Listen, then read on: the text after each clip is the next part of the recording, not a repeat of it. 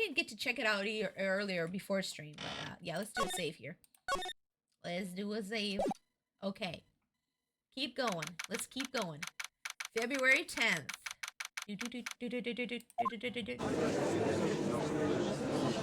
Oh boy. Now then, before we proceed any further, I'm going to announce the results of the test we had performed earlier. Oh, that's right, the tests. What were those tests on again? Yes, tests on the bloody dagger that was found stuck in the pine tree. Oh, the dagger with the fingerprints. That dagger. Oh yeah, the dagger. Yeah, found in the tree. Oh, that one. Okay. Who's on it? Who's on it? Oh yeah, that. I totally forgot about it. Me too, Phoenix. It's okay. Me too. That's the weapon that Maya Fey used when she fought with the victim. So what are the results? Was it the victim's blood, or... Due to time constraints, a full test was impossible. However, there's one thing we can say with certainty. The blood that was on this dagger was not the victim's blood. That is all. Now then, let's restart this trial. So it wasn't Misty's blood on the dagger. Then whose was it? Maybe it was Maya's? The blood doesn't match the victim's. Okay. I'm sure both the defense and the prosecution know this, but this trial is rapidly coming to a close. Both sides will need to show some firm evidence for their claims. I understand, Your Honor. From what I've heard, the witness is dangerously weak, physically speaking. So let's finish this quickly. Agreed.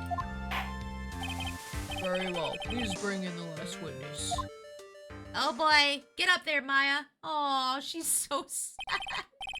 Oh, somebody bring her some burgers. Witness, please tell us your name and profession. Maya Fey. My profession is, I'm the assistant manager at Wright & Co. Law Offices. Maya. Well, according to the magazine I have here, you're a spirit medium of the Curine channeling technique. I'm frightened. The Fae clan, I don't want any more to do with it. No, baby girl, don't let the trauma do this to you. Oh, Maya, the pain from the Fae bloodline it must be unbearable. Very well. Now then, Miss Faye, when the event occurred, you were in the garden of the inner temple. And you witnessed the moment of Miss Elise Dunham's murder. Is that correct? I didn't Objection! see... Straighten up this instant, young lady. Huh? Pick your head up and speak clearly. There's always time for crying later. You're being toxic! You're being toxic! Let her process her feelings! Don't you dare tell her not to feel! But Your mother was killed right in front of your eyes. There's nothing you can do to change that fact. But there's something you can do. You can finish this. You've been watching the whole thing, right? You've seen the witness come out and you've seen us squeeze the truth out of them. Now it's your turn. Let's hear your testimony. On the night of the crime, what exactly did you see happen? Witness, if you please. Yes, Your Honor. He's a robot! He has no feelings! I was passing through the garden on the way to the spare prep room when it happened. Suddenly, someone struck me over the head. I stumbled and ended up against the stone lantern. I think I screamed, "Help me!" Then something warm splashed over me. That's when I lost consciousness. Honestly, it's moments like these that make me wonder why people like Gata so much. I mean, Gata is good. He's just a tough cookie with a lot of machismo inside of him, and unfortunately that makes him a little toxic. So... So you were stuck on the head. I suppose it must have been the staff. Maya, the person who hit you. It was Dahlia Hawthorne, wasn't it? I'm sorry, Nick. I couldn't see. I don't know who it was. Maya, think hard. Sorry, Nick, but I really couldn't. Huh. Can't say it was an especially good night for young ladies to be walking around alone. It seems that it will be hard to determine the criminal through testimony alone. Very well then, Mr. Wright, please begin your cross-examination. Maya, hang in there. She doesn't look well at all. No, she don't. No, she don't. Honestly, oh wait, no, I'm sorry. A coffee robot that drinks coffee to power itself? You might be right about that. Okay, let's do a save here. Ding, ding. Savey, save. Okay. Bam! Hold it! Who else was on the Inner Temple side that night? Well, Sister Bikini, of course. But I remember her saying that Iris would be coming later as well. On the day after the incident, Edgeworth met Bikini at the Hazakura Temple. That means she couldn't be the criminal. So then, did Iris actually come later like she said? Well, let me think. She seems confused. It's probably because she's so tired. No, I'm sure I didn't see her. She must have come while I was preparing for the training. Okay, so somebody struck you on the head. Who struck you on the head? Who did it? Who hit you? Who hurt you, baby girl? Tell Papa we will hurt him. Or them. Or whatever their pronouns are. They're gonna get it. Well, I didn't see who it was. I was hit from behind. You didn't see the person? But after that, your attacker was in front of you. How could you not see who it was? Oh, let me think for a sec. I'm sorry, I just can't remember. Maya's really having a hard time. What should I do? Whoa. Well, I'm sorry, Maya, but we're gonna have to press you harder. Press her harder! Come on, Maya, this isn't making sense. Why didn't you see this person? Well, let me think. It was, oh yeah, that's right. It was dark, that's it. It was dark. It's not good to have too much light around when someone is undergoing spiritual training. Come to think of it, there was earlier testimony to that effect as well. So it was dark in the garden on the night of the crime. Which is why she didn't see her attacker. I thought maybe she was trying to hide something, but I guess not. Why would you think Maya was trying to hide anything from you? Judging by the testimony thus far, the identity of the attacker was most likely the spirit that was channeled by Elistona, Dahlia Hawthorne. Very well, please continue with your testimony. What happened after you were struck on the head? I stumbled and ended up against... Okay, the stone lantern, yes, we know. They will receive a thorough bonking, yes. Lots of bonking for the real killer. They're gonna get the bonk. I got the star thing. Oh, yay! You did it, Kathy. Good job. What happened afterwards? My attacker was in front of me, blocking off my escape, I think. You think? After getting hit like that, I was in a state of panic. There were only two things rolling around in my mind at the time. Well, now, this is beginning to get interesting. So what were the two things rolling around in your mind? My name is Maya Fey. 1 + 1 = 2. Wait, what? Huh? What? Why that? What? You see, for some crazy reason, I was afraid I was going to lose my memory. I know it's odd considering my life was in danger, but that's how it was. Maya! Oh, Maya. Oh, sweet, sweet Maya. That's not odd at all. Your actions are understandable given their circumstances. So, what did you do then? She got bonked.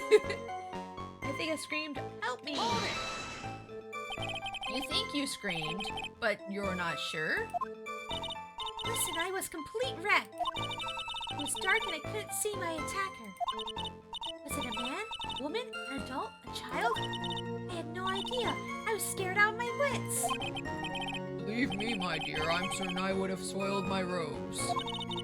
I thought this person might attack me, so I... Anyway, I'm pretty sure I screamed. I thought it was my last hope. Wow, it sounds like poor little Maya really was out of her mind. But I wonder what she meant by last hope. You? What's you? What's you? What's you? Hold on, let me do another save. Savey! Savey! What do I do? Do I press her for more details? What did she scream? My last hope. Wait and see. I want to see what my last hope was. Wait a minute, Maya. What's this my last hope stuff? What? What do you mean by your last hope? No. That's what you said. You said my last hope. Huh? What? I said what? Oh, my. Oh, Maya, please, come on. Look, you were facing an attacker that you couldn't see and you screamed, right? You screamed, "Help me!" Yeah? But you testified that you screamed that because you thought it was your last hope. Oh, well, that's like, what you do what you call when it happens. Maya's not doing so well up there. Oh, yeah, I know, that's right. I remember now. I was facing my attacker, but that's not who I was screaming at. What did you just say? Yeah, that's right. It was the person behind my attacker that I was yelling at. That's who I was screaming to for help. Huh? Ah! What is it now? I messed up. I didn't mean to let that slip out. Huh? What? Huh? Hey! Nani? The heck? Witness, are you absolutely sure of what you're saying? Behind the attacker, there was another person? I meant to keep it a secret. I meant to keep that part a secret. Ugh. What have I done? Huh. It takes a ton of pressure to make a diamond. That's what I always say. Ton of pressure. You're in a court of law here. You can't make things up or try to hide things in this chamber. The cat, huh? Wait, what? Yeah, I don't know. Oh, soiling robes is what you were saying about. Oh. Witness, the information you just presented is vital to this case. I want you to add it to your testimony. Okay. I'm probably going to question her on the other thing, too. I can see a man behind my attacker in the light of the stone lantern. Okay, let's question her on the rest of the stuff, and then we'll go back and question her on this one. I think I screamed, "Help me." We're going to re-question that one. I want to see if I can ask the other thing that was there. But yeah, let's do this. Hold it. A man? Who was this man? Well, you see, I couldn't see. You couldn't see. She's used this excuse twice now. Well, lantern light isn't very bright. Lantern light, did you say? There's a great big stone lantern in the garden. Uh-huh. They always light it when an acolyte is there for training. Uh-huh. Hey, you know what they say, under the lantern, darkness reigns. So I couldn't see the person that was farther away, but not my attacker who was closer. But there weren't any other light sources in the garden at the time. Okay, then something warm splashed over. I think I know who it is. It's a man. I don't know who could be the man. Yeah, I don't know. Don't spoil it. Don't spoil it. Could it be Edgeworth? Nah, I don't think it was Edgeworth. Edgeworth is a good boy. Edgeworth is a good boy. You don't mean... Was it... I didn't know it all at the time, but I think it was probably blood. Is she saying that that's when Miss Donum, who was channeling Dahlia, was stabbed in the back by the killer?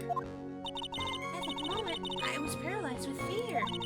I was just sitting there in the snow. I'm sure blood got on everything around me. That's when I lost consciousness. Okay. Was it Pixie?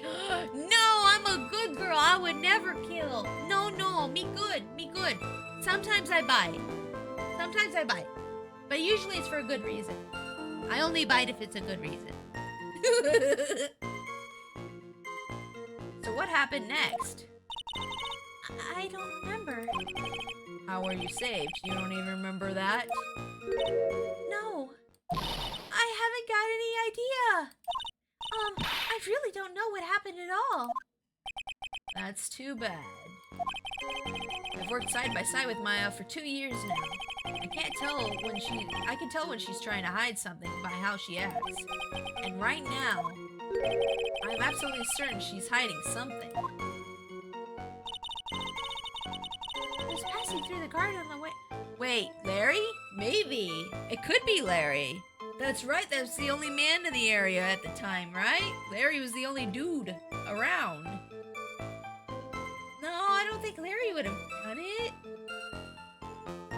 Man, I hope it's not Larry. That would suck. Okay, let's go back to the I yelled help statement and question that again.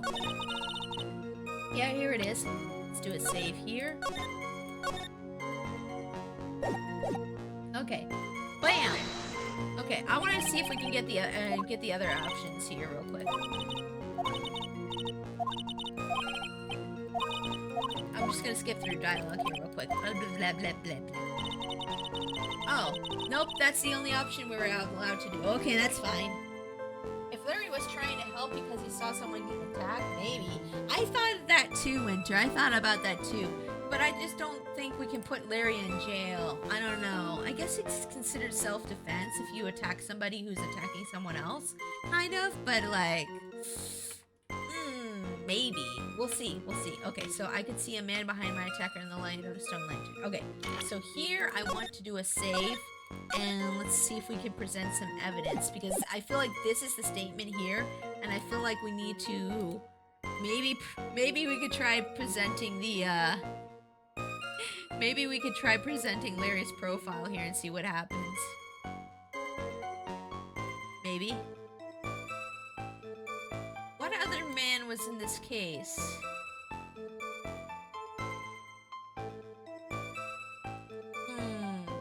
Maybe it's Gumshoe or Gouda too. I don't know. We'll try one of these. Let's try Larry first and see how it works. Say, wasn't there something about the lantern? The lantern? It had Maya written on it, but it was not lit the time of... Oh, it wasn't lit on the night of the crime. That's right, she did say the thing about the lantern. Okay, but I want to try this first. Where did she say it was lit? I ended up stumbled against a stone lantern. Suddenly someone struck me over the head. I wasn't passing through the garden. Stumbled, stone lantern, I could see a man.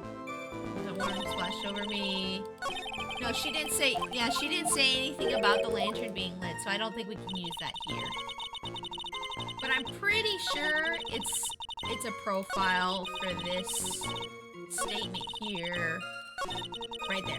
I could see a man part right here. Yes, this is...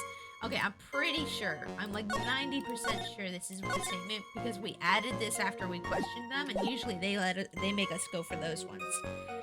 So let's try this one, and then let's try Larry's profile and see if it works. And if that doesn't work, I'll start just trying a bunch of dudes' profiles.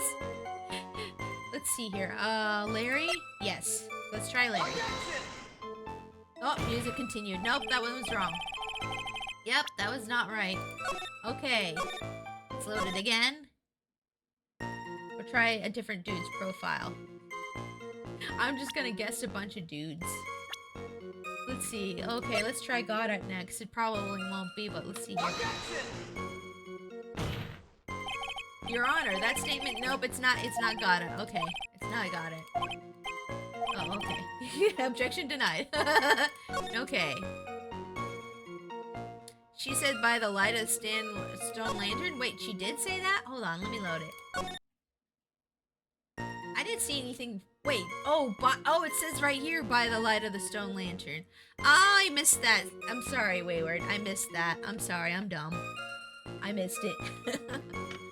Okay, but guys, please do let me try to figure these things out on my own. I do like, it kind of steals my thunder when people figure it out for me. But let's see. Okay, so the lantern wasn't lit, so we need to present the lantern here then, probably. Objection! Yep, that was it. That was the right one. Got it to the rescue with coffee. Pix, you didn't notice my recent reply to the case. I'm sorry, I'm trying to read chat as fast as I can. If I don't read your comment, I'm sorry, that's just how it happens. Let's see. So there was a man standing behind your attacker? Yeah. That man, he's the killer. He stabbed her from behind. He's the one who killed Elise Donham, otherwise known as Misty Fate, your mother. The killer? Maya, you know who killed your mother, don't you? What is the meaning of this, Mr. Wright? To be frank, Your Honor, I think she is still in shock and quite confused. That's why she hasn't noticed the huge problem with her testimony. What do you mean? What problem? I'm surprised you didn't notice it. Sorry? No, it's fine.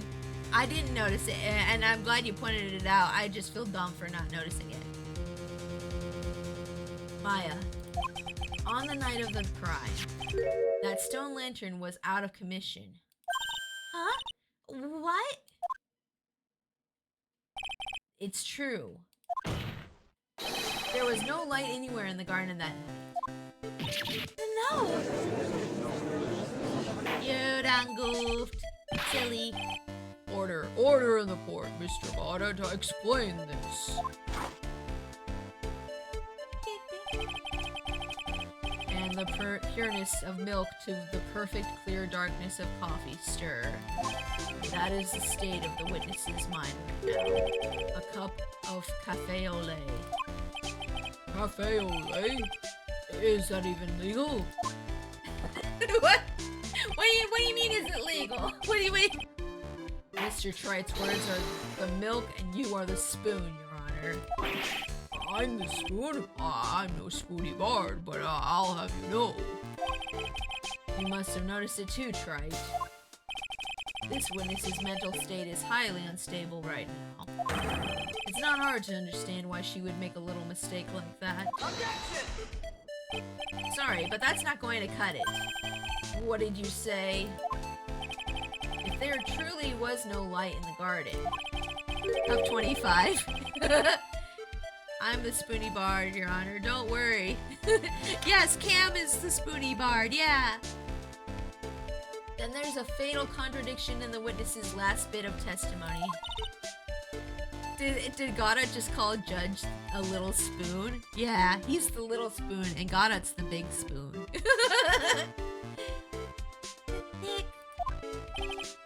May I? Recall the witness's statement about her attacker. She said that she didn't know if it was a man or a woman, an adult or a child. And yet, the witness could describe a person that was standing behind her attacker, and she quite clearly described him as a man. In other words, that would have to mean that Maya actually saw our mystery person, despite it being so dark that she couldn't see the face of her own attacker. Yeah, that don't make sense, Maya. No! Maya, who are you covering for? Order, order, order. What in the world does this all mean, Mr. Wright? Are you saying Miss Faye saw the real killer under the pitch black conditions? Objection! Right, do you have any idea what you're proposing? How could she have seen in the dark? There was no other light source at the scene. Objection! Oh boy. There are some things that you can only see in the dark, Mr. Goddard. Maya, you did see who the killer was in the dark. And now, you're trying to cover for him. Cover for the man that killed her mother? There's only one conclusion I can draw from this. You know who this man is. Please. I don't know anything. Please, I'm begging you. Huh. You talk a good game, right? Well, let's see if you can walk the walk. It was pitch black, so what could the witness see? I'm calling your bluff. No, Nick, don't. Please, stop. What if it was Phoenix and he was possessed by Mia? What if Phoenix was possessed by Mia and attacked Maya's dead set on protect. No, it's not Phoenix because he tried to cross the bridge and fell off. No, it can't be Phoenix. That don't work. But that would be funny though. Maya's dead set on protecting this guy. The man who murdered Maya's long-lost mother. But I can't let him get away with it.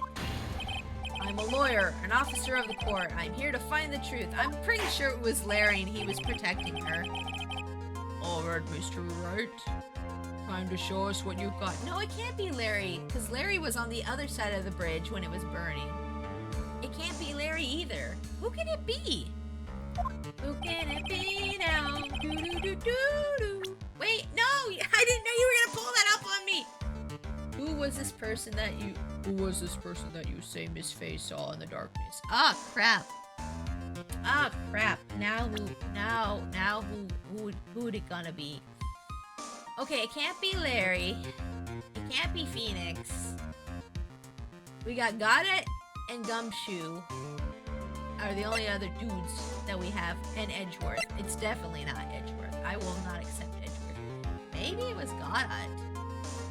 I don't know. There is one person. I just realized I used the wrong your there. It should be your. Whoops. Ah, it's okay. I'm not a grammar Nazi, so like you're fine. I don't correct people on that. I think it's dumb. Who else is connected to Maya and Mia Faye? Yeah, I mean Gata is connected to them, so yeah, that's what I was thinking too, Wayward. Yep. So, let's go with this. I might have to repeat a bunch of stuff, but let's see. Let's see if it works. Oh, what? Wait, really? What? The music stopped? That means we're right? Because it was pitch black, Miss Faye was able to recognize the killer easily. I'm sure the court would like to see for itself how this is possible, yes? Wait, do his goggles glow in the dark? What? But how do you propose to show us something like that? It's easy. We just need to recreate the conditions of that night. Conditions? Your Honor, the defense officially requests that all the lights in the courtroom be turned off. Turn the lights down low. He's gonna glow. He's gonna glow. Whoa. This is, but it can't be. Huh. There he is! There he is, glowing like a little light bulb boy. That was a nice bit of deduction, right? I still think it was in self-defense of Maya, though. Well, everyone, this is the man Maya saw on the night of the murder. Crap! Got it? It was got it this whole time. Order, order, order! Prosecutor got it. What is the meaning of this?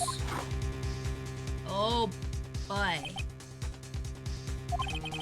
Surely you must be shocked to hear yourself accused of such a thing. Why aren't you denying it? Huh. Your Honor, you're asking the wrong person. What do you mean by that?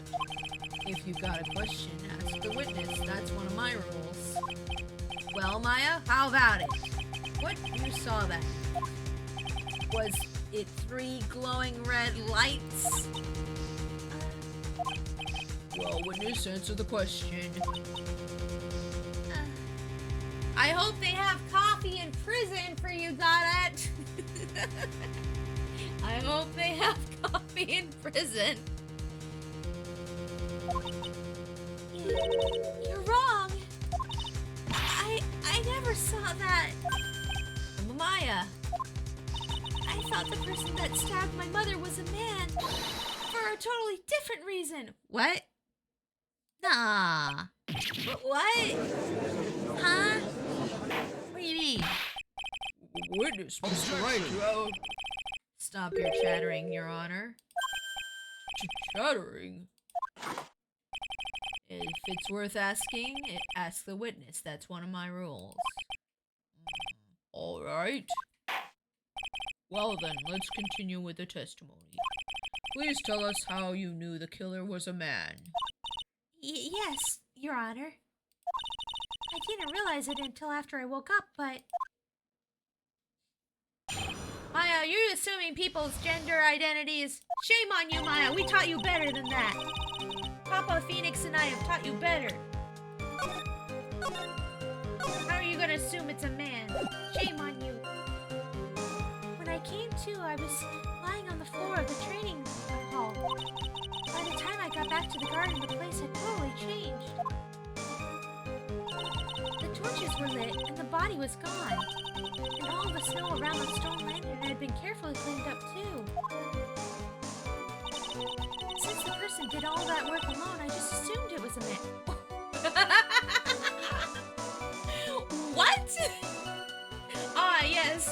Only someone who could do all that work would be a man. Maya, oh, we gotta deprogram this girl.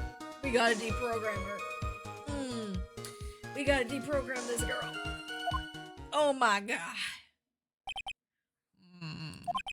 So it was after the crime took place and the witness came to think that the killer was a man. Yes, that's right. I'm sorry, Your Honor. No need to apologize. It's what, as Mr. Goddard said, you're utterly exhausted. It's only natural that you would be a little confused.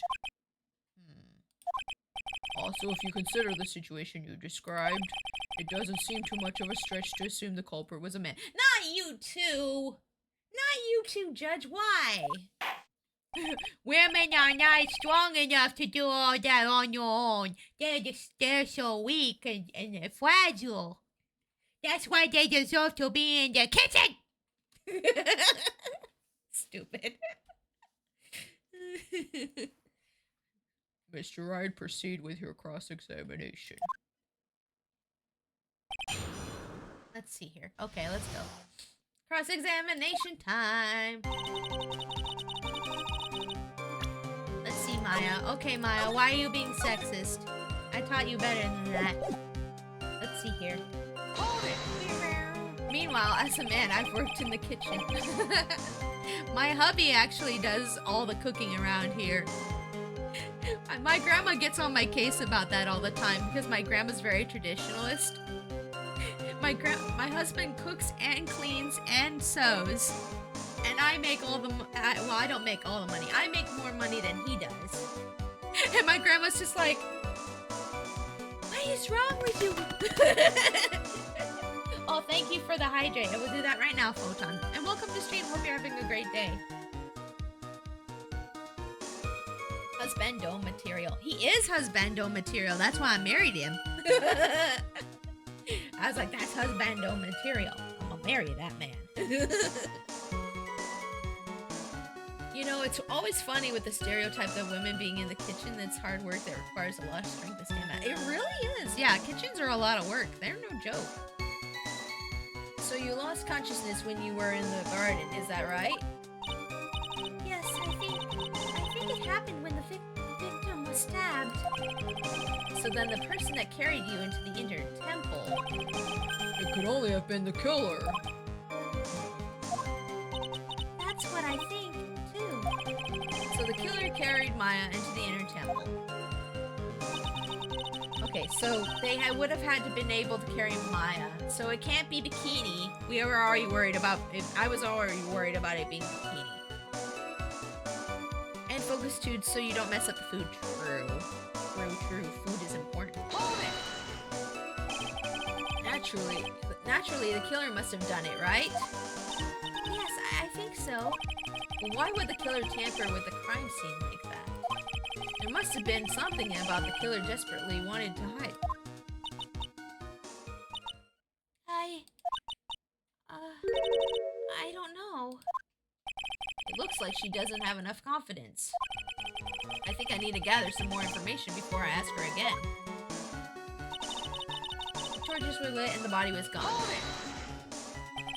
The torches were lit? Yes, that's how I noticed that the whole scene changed. I'm gonna say it was the killer who lit the torches. I mean, who else could it be? The killer probably lit them since it'd be impossible to do any cover-up work in the dark. However, if that's true, there's one thing that still bothers me. Why did the killer go to the effort of moving the body? That's true. It's hard to see how that would be of any advantage to the killer. The only one who would gain anything from that would be the only person that was at the inner temple, Maya.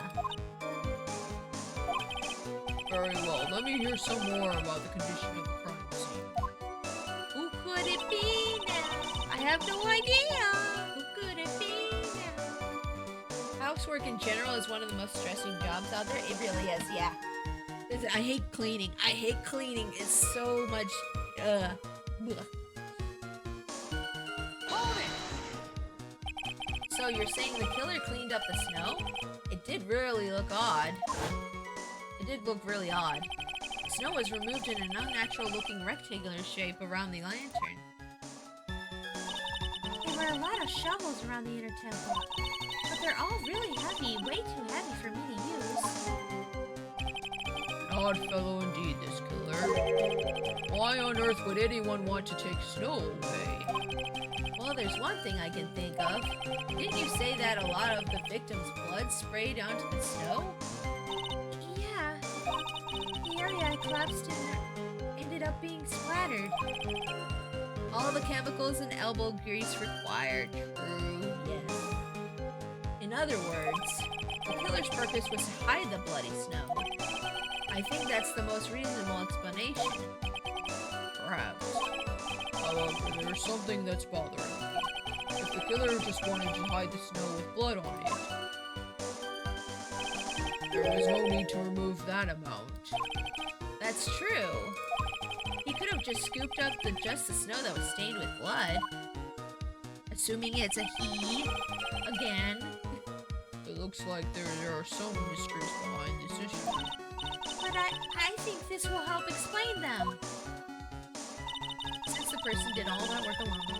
Okay, I'm just assuming. Yeah, okay. So, you're saying that you never saw the killer, right? Yes. But earlier you very clearly stated that you saw a man behind your attacker. I'm sorry. The killer certainly went through a lot of trouble, moving the body by pendulum, manipulating the crime scene. But for what purpose? Why do all that? Maybe Maya knows more than she's letting on. Oh, I think she's definitely not letting on what she knows. Okay, so let's do a save here. I wonder which statement we should question on. I'm gonna look through real quick and figure it out. Okay, let's see here. When I came to, I was just laying there on the training hall floor.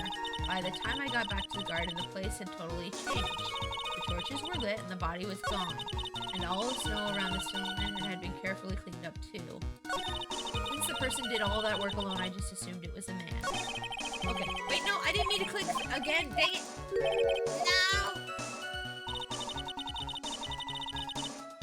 Okay, let's see here.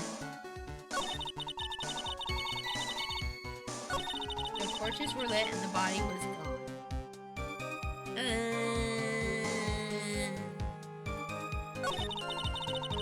don't know.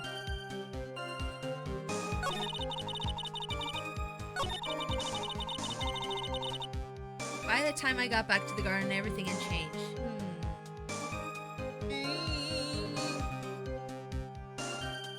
By the time I got back to the garden, the place had totally changed. I feel like it might be this statement. But I don't know why I feel like that. I just... That one sticks out to me because... Let's think. Hold on. Think.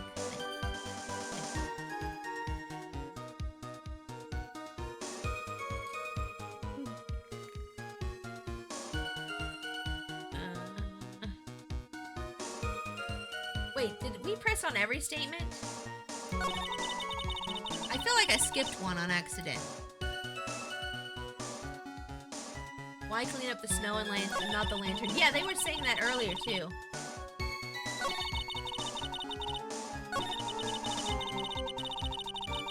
I think I missed something. I think I forgot to press on one of these statements. Hold on, I think it was this one I forgot to press on. That's probably why I was like, wait, I don't remember this statement. Naturally, the killer must have done it, right?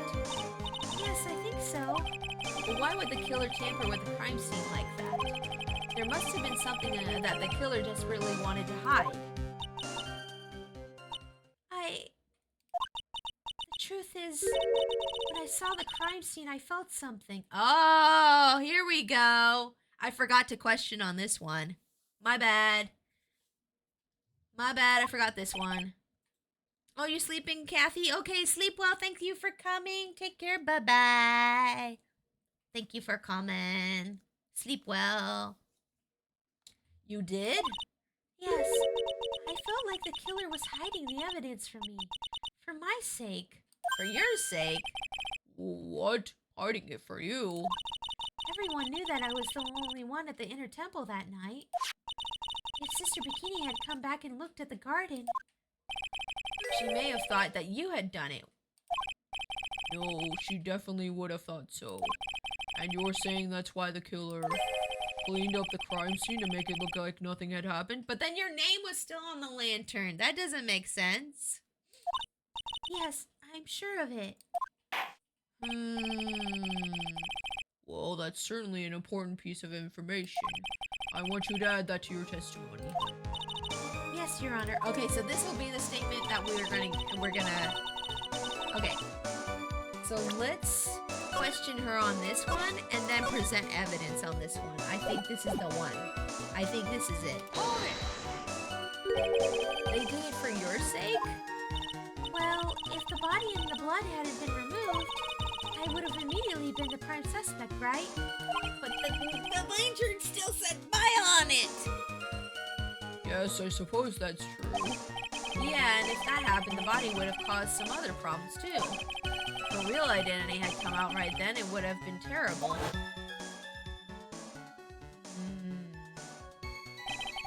Master of Curine killed by her own daughter. I don't think Maya would have been able to handle it. But still, it's rather difficult to fathom the killer's motives. What reason is there to go through that much trouble to protect you?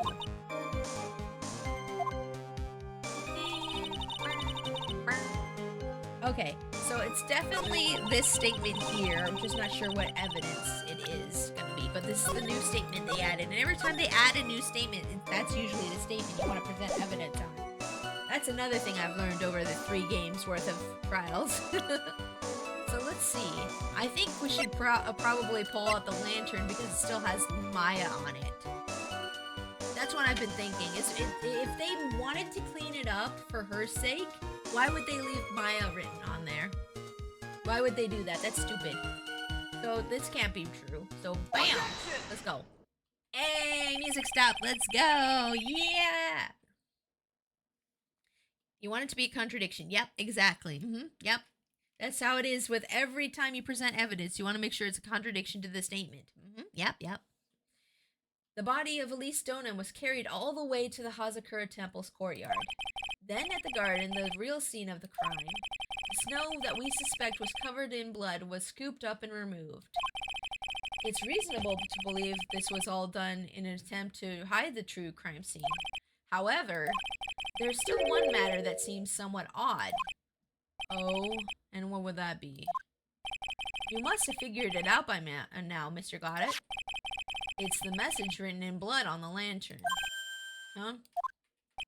It was written very clearly on the white stone lantern. Oh, but if it was Goddard who did it, he wouldn't be able to see that. Yes, and that's why he removed all the snow, because he couldn't see which parts had the blood on it. This makes sense. This is proving more and more that it was Godot.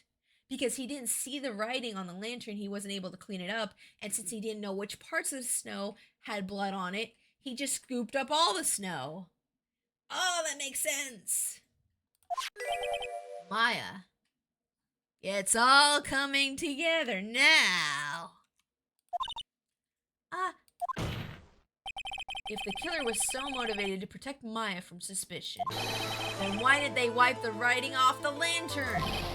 Oh, you're right. Yes, why he no do that?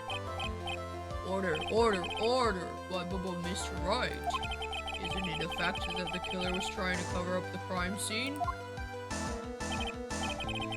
Indeed, but it doesn't make much sense to move the body and remove the bloody snow, then not wipe off the most incriminating thing of all, the bloody writing. Objection!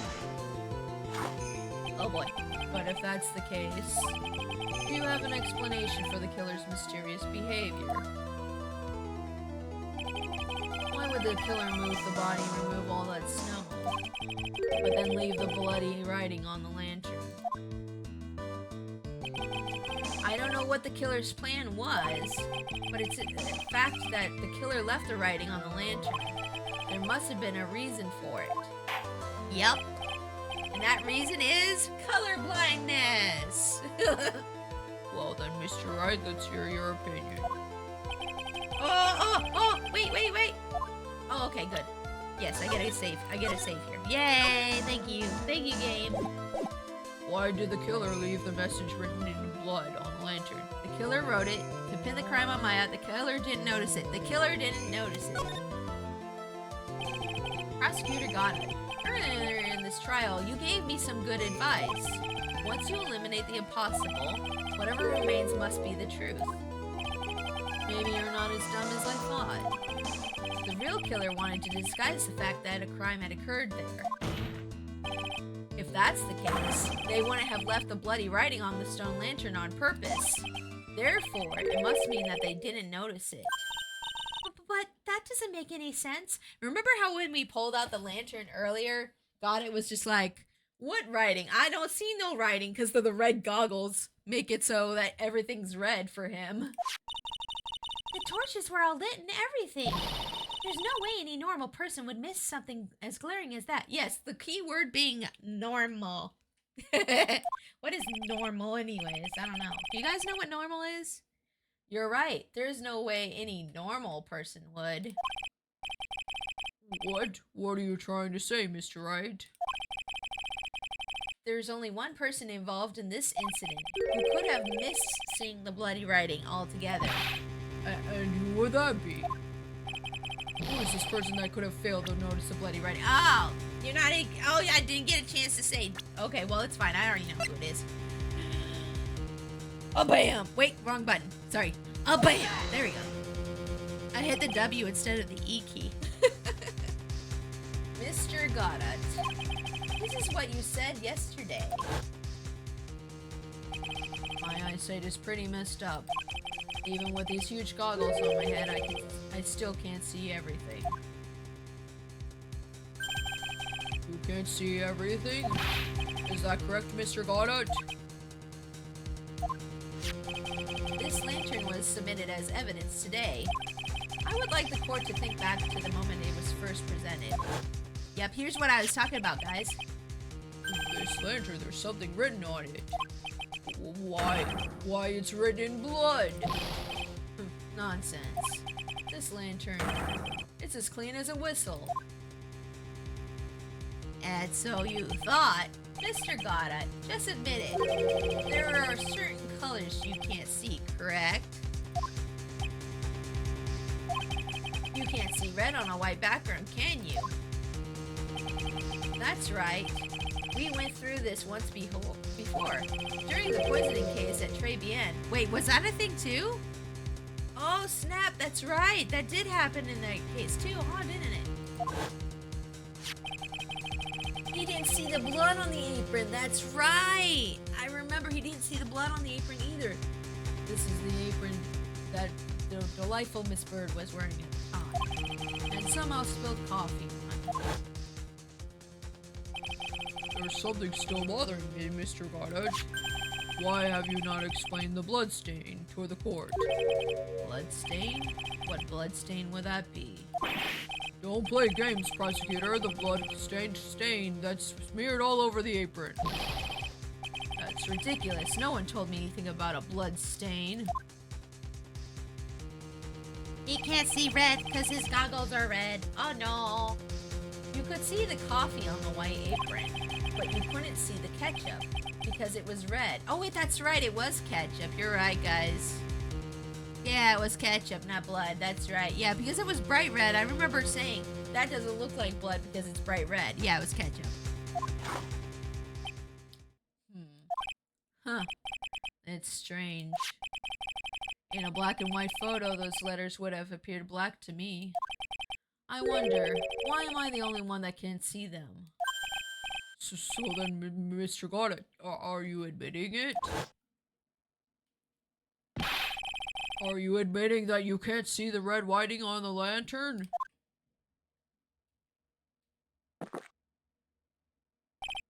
Hey, Gramps. Didn't you know that the reason why I don't drink red tea? That's the reason he doesn't drink red tea. Oh, okay, because he can't see how much he's got in there. I wasn't sure about it until now, but I just can't believe it. Prosecutor Goddard is the murderer? But there's no going back now. I finally figured out the truth. Mr. Goddard, the defense at this time formally accuses you. J'accuse you. I hope it wasn't. I mean, I hope Goddard doesn't get in trouble. I think he was just trying to keep Maya safe and like defend Maya. So I think it's self-defense still. I don't think he'll get in trouble. I think he'll get the self-defense plea and then it'll be good. You are the murderer of Miss Elise Dolan, also known as Miss Misty Fay. It's hard to believe this may be true, however. Once again, Mr. Wright has brought up a disquieting fact about you. Huh. Well, how were we supposed to prove he was even there to begin with? Just make sure you don't fill in the indictment in red ink, Gramps. Come on. How does a little graffiti make me into the killer? Huh? Besides, it's not like it's my name that's written there. I'm gonna do a save. I haven't saved in a little bit.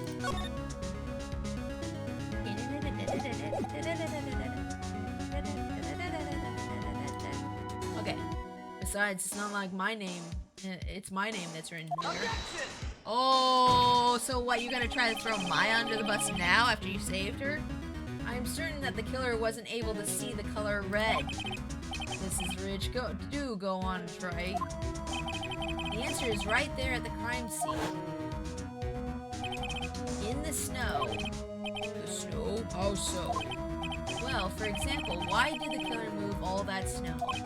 Your Honor, you said it yourself. If you wanted to hide the bloody snow, why not take out just that area? Yeah, I said that too. That's what I was saying. Yes, well, why didn't he just take that area off? Could it be? Yup. Yes, the killer couldn't see the red blood that had seeped into the snow, and so he had to remove all of the snow. He couldn't be sure of where the blood had landed, so he removed the whole area. Objection! Isn't it more likely that the killer couldn't see the blood because it was dark? Oh, that's a nice excuse there, got it. Not a chance. Got it? You literally are the one who wanted to carry on this trial. This is on you. Maybe he wants to be punished. Not a chance. The torches were all lit. He would have been able to see just fine. It seems that once again this trial has taken an unexpected turn, to say the least. Can you explain this, Mr. Goddard? So, okay, here's my theory. So, Misty was channeling Dahlia, and Goddard was killed by Dahlia by poison. So maybe Goddard's like, revenge! At the very least. Or protect Maya! One of those two things happened. Can you explain this, Mr. Goddard? Hold it. Uh-oh, who's saying hold it now? Oh, it's Maya. Oh, wait just a minute. Maya? What is it, witness? Mr. Goddard isn't the killer.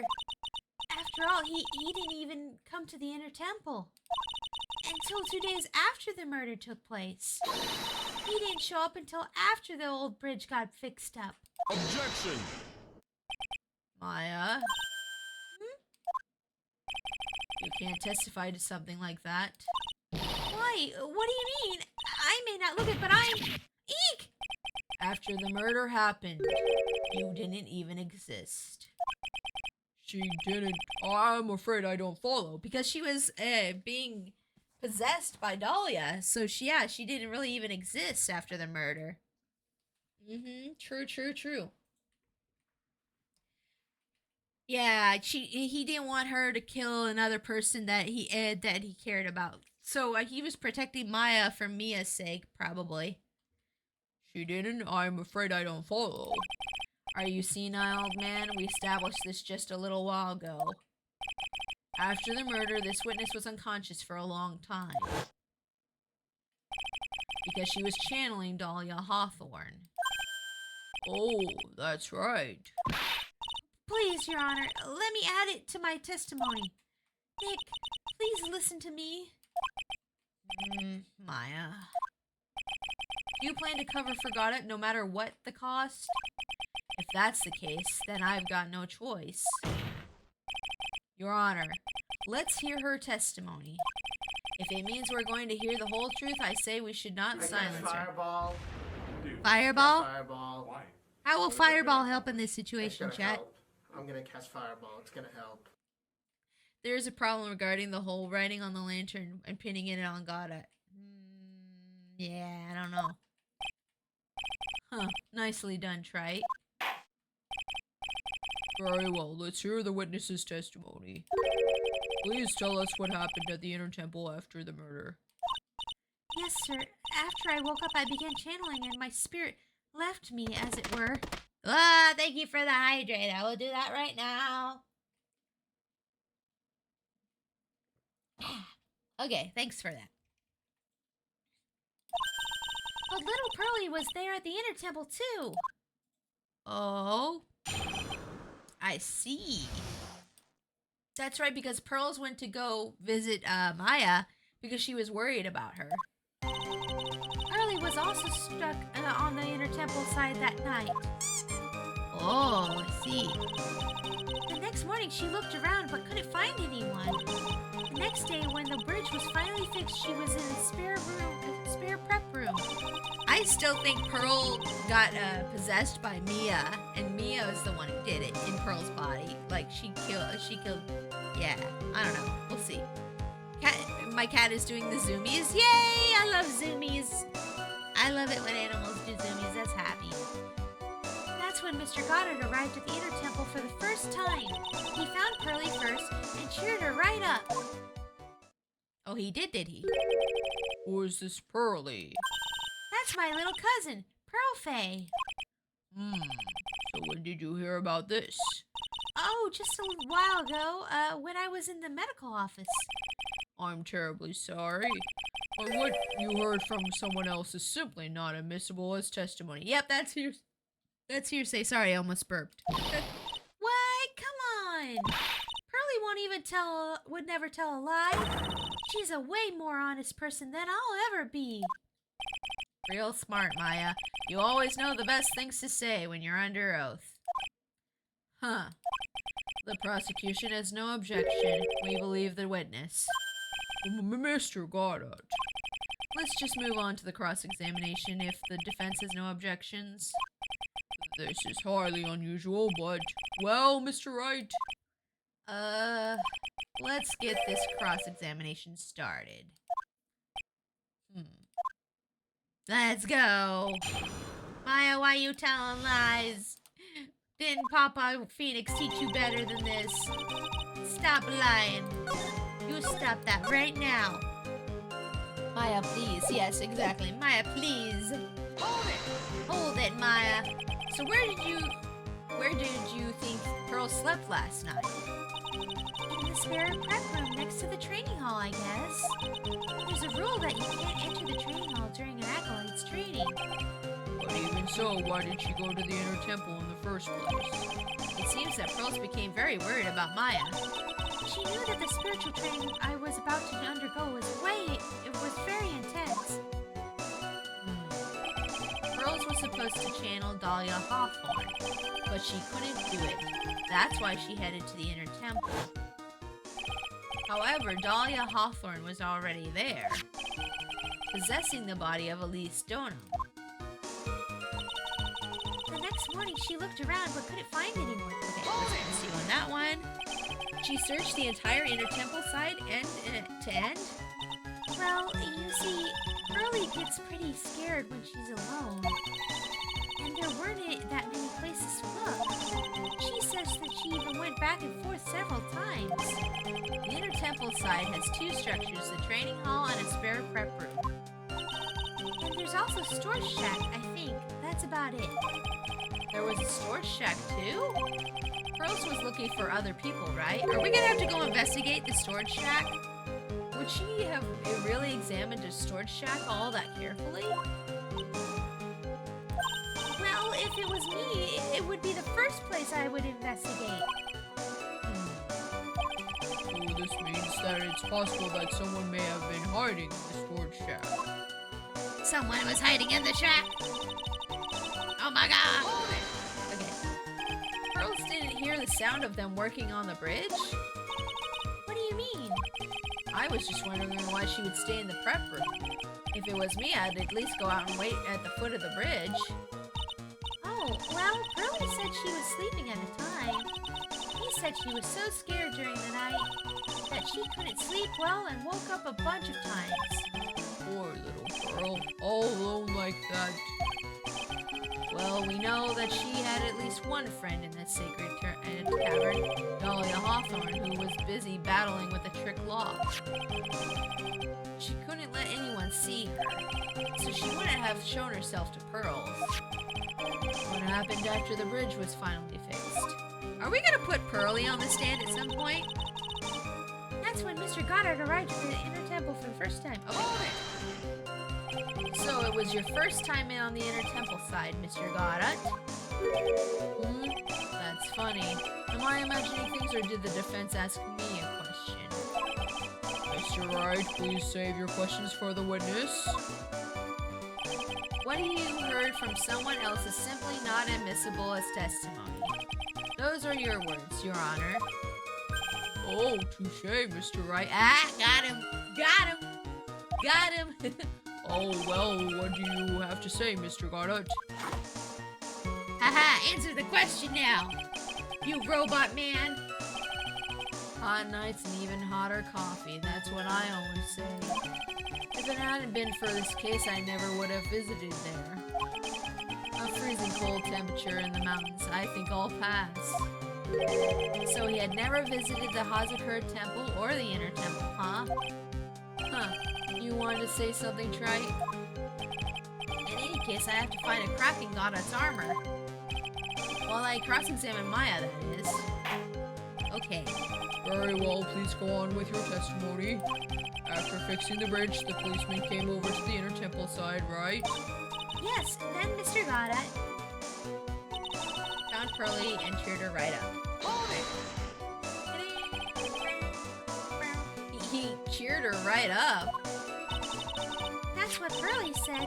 She said he was a very nice older gentleman. Thank you for looking after my cousin, Mr. Goddard. And here I was thinking you were nothing more than a coffee addict. Huh. Cut it out, you're making me blush. Ah, Make him blush more. Make him blush more. He likes coffee and he's nice to kids. And he's handsome. Oh boy. He's adding up the husbando points quickly. this guy is really beginning to get on my nerves in more ways than one. The truth is there aren't that many places to look on the inner temple side. The policemen were all busy going over the garden with fine-tooth combs. I don't want him to be guilty. Look at this man. Why would you want him to be getting? So I decided to carry out an investigation in my own way, Goddard style. Ooh, what's Goddard style? I want to see that. I'm the same way. I'd like to hand down verdicts in my own way, judge style. Wait, is his name actually Judge? Like, is that his name, or did we have an actual name for him? Maybe I should ask some questions. Phoenix style. Phoenix style. Phoenix style is strongest style. Let's see. Forget it. Cheering Pearls up. Goddard's investigation. I kind of want to ask about Goddard's investigation. I'm not sure.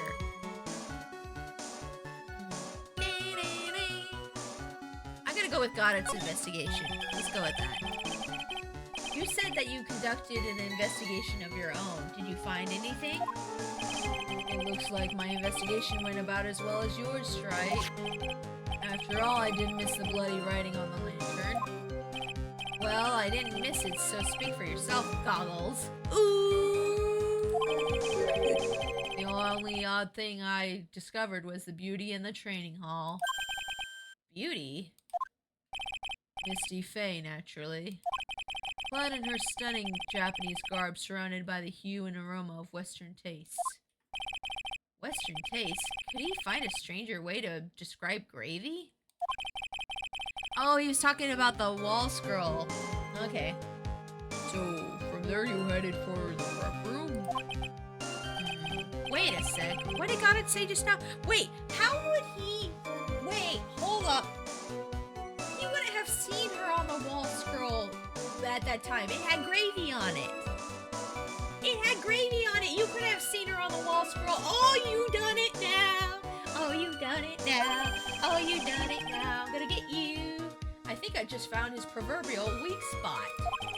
There's only one thing of an importance here. Where was Goddard when the murder was taking place? He must have already been at the inner temple when it happened. Otherwise, he couldn't have killed Elise Donham. Okay. Did we get that? Okay, so we questioned all of them. Okay, let's do a save here. I think it's that statement though. He was talking about how he saw a beauty in the inner temple, and it was Misty Faye. But Misty Faye's wall scroll was covered in gravy by that time that he supposedly saw it. So I'm pretty sure we need to present the wall scroll. Yeah, here, maybe here, or this one. It's either this one or this one. I'm not sure. One of these. I think the wall scroll goes on one of these. Let me save. Okay. So it's either this one or the next one that we need to present the wall scroll for. Let's see where it's. Yeah, there it is. Covered in gravy. Bam. Oh, music stopped. I got it right off the bat. Let's go. Oh, yeah. Mr. Goddard. The first time you crossed the dusky bridge and went into the inner temple was long before the murder took place. Why do you say that?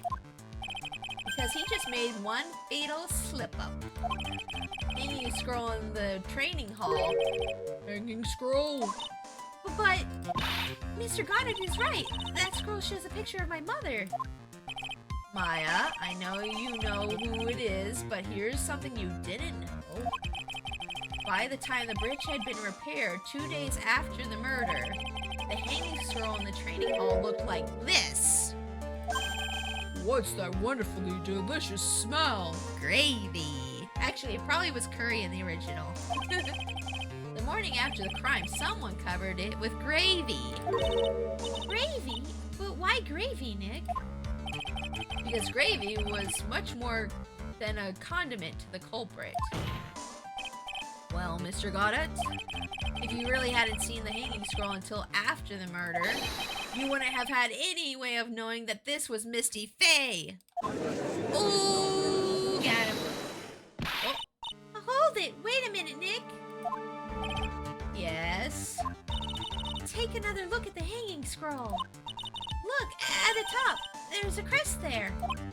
Ah, that. It's the mark of the master, correct? Exactly. So if you know the meaning of the mark... Then you could guess that there was a picture of Misty Faye on there.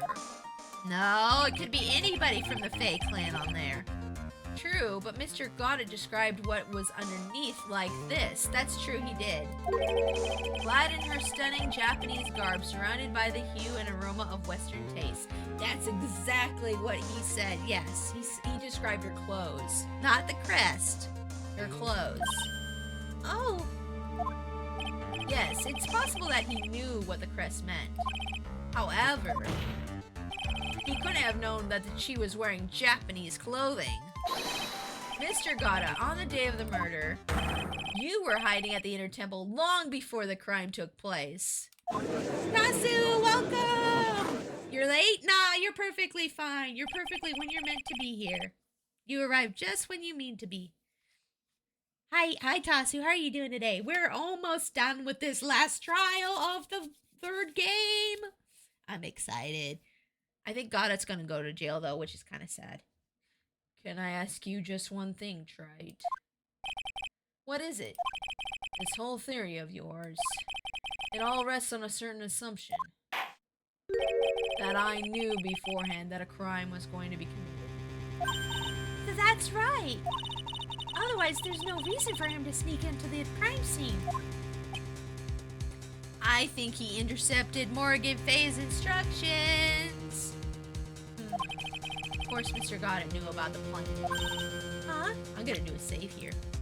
I'm gonna do a save. I feel a save coming up. Okay, we're good. Well, what did you say? I knew it! I knew it! I knew it! I knew you were gonna do that! I knew it! Is it really possible that another person knew of that plan? Another person that knew of the plan. Dun dun dun dun dun dun dun dun dun dun dun dun dun. Morgan? Morgan? I'm gonna guess Morgan here. Pixie feeling like a save coming on, like allergies in springtime. True. It's either Morgan or Misty who knew. It's either Morgan or Misty who knew. Actually, let's try Misty first. I think it's Misty. I feel Misty. I feel it's like Misty. Take that! Was that right? No, it was wrong. Okay, I was wrong. Load it up. Okay, let's try Morgan. Let's do a save here. I want to do a save here. Let's try Morgan. Okay, here we go. Is it really possible another person knew of this plan? Morgan. Take that! How about this? No, what? Not that one either? No, that's not it either. That's not it. Okay, what if it's not a person, though? That we have to show. What if it's not a person, though?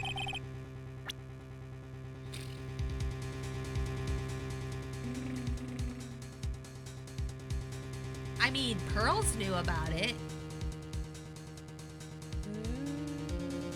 Maybe it was Pearls? I'm gonna try Pearl. Pearl, did you do it? Is it you? Take that! Nope, that's not it either. Nope, that's not it either. Okay, it's not that. Maybe it's not a person then. Maybe it's not a person I'm supposed to present here.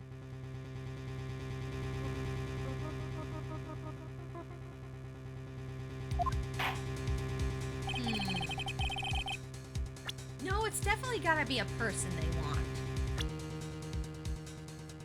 I still think Mia was the one who, like, possessed Pearls and did something. I don't know. Let's try Mia. I don't know. I'm starting to run out of options at this time. I was like, what's that soft music? It was Pixie humming. Yep, it's me humming. Yep. What if it's the plans? Maybe. I'll try that next. Maybe. I don't know. I feel like Mia had some... It has to be a person because it says, is it really possible that another person knew of that plan? And I think they want us to present a person Why does Iris have a red-haired profile? Oh, so Iris has a twin sister, and her twin sister is Dahlia. If you don't remember Dahlia from for the other cases of this game, yeah, Dahlia and Iris are twin sisters. So that was revealed last time I think we were playing, or the time before that, I'm not sure. But anyways, let's try Mia. Take that! No, why not Mia either? Why not? Okay, fine. Maybe it's not a person. Maybe I'm wrong. Okay, let's try the plans. That was the other thing I thought. If it wasn't a person, it would be the plans. I thought that too. I know that you said that, Wayward, but yeah, I was thinking that too. I got that too, yeah. Okay. Let's see, where are the plans? Right here, yeah, okay. Bam! Is that it? Oh, there you go! Okay, this crime was actually planned over a year ago. Morgan Fay offered the plan for her daughter's future, and these instructions were hidden somewhere in the Fay Manor for a year. However, by the time little Pearls found these instructions, they had already been unsealed. Unsealed? That's right, Pearl did say that they had been unsealed before she got to them, so someone else had seen them. I do, but why is she here now? Wait, what do you mean why is she here now? She possessed Maya. She possessed Maya. I don't, yeah. Unsealed? Yes, the killer had read these instructions long before Pearls ever found them. I think I recall this case now. Yeah, I mean, if you need a refresher, the VODs are on my YouTube if you want to go check those out. If you need a refresher of what happened last time, the VODs are on my YouTube there. Look, Kim, I set up the YouTube thing like you asked me to. I remembered. Look, yeah, I did it. I played through this before. Yeah, oh yeah, I figured you played through this before, but I'm just saying if you need a refresher on what happened, there's my YouTube, you can watch that. Yeah. That's how he knew the crime was going to take place at the Inner Temple. And you still insist this crafty killer is me? You bet I do. But you just said that the instructions were hidden. That's right. Mr. Goddick could have known where the instructions were hidden. If he really wanted to know, he had only one great chance to find out. Yes, and when was that? During a visit. A visit? Morgan Fay told her daughter, Pearl, about where the instructions were hidden. During one of her visits to the detention center. So wait, he, spied on them during their visit, or what? That would be the only time for someone to have learned where they were hidden. Eavesdropping on a visit at the detention center? Yes, it could be arranged if you were someone with easy access in and out of there. I'd forgotten that it didn't work last time. Yeah, I got it set up. I used the links below your stream to get there. Oh yeah. There's in the about section there's links as well. Yep. I forget my translator add-on does that. Oh, interesting. Let's see here. Like, for example, a prosecutor such as Mr. Goddick. Oh, yes, prosecutors can get in and out of there no problem. Order! Mr. Goddick, you're under fire again. This murder could not have been carried out without prior knowledge. And you were the only one that could have acquired this information before the murder.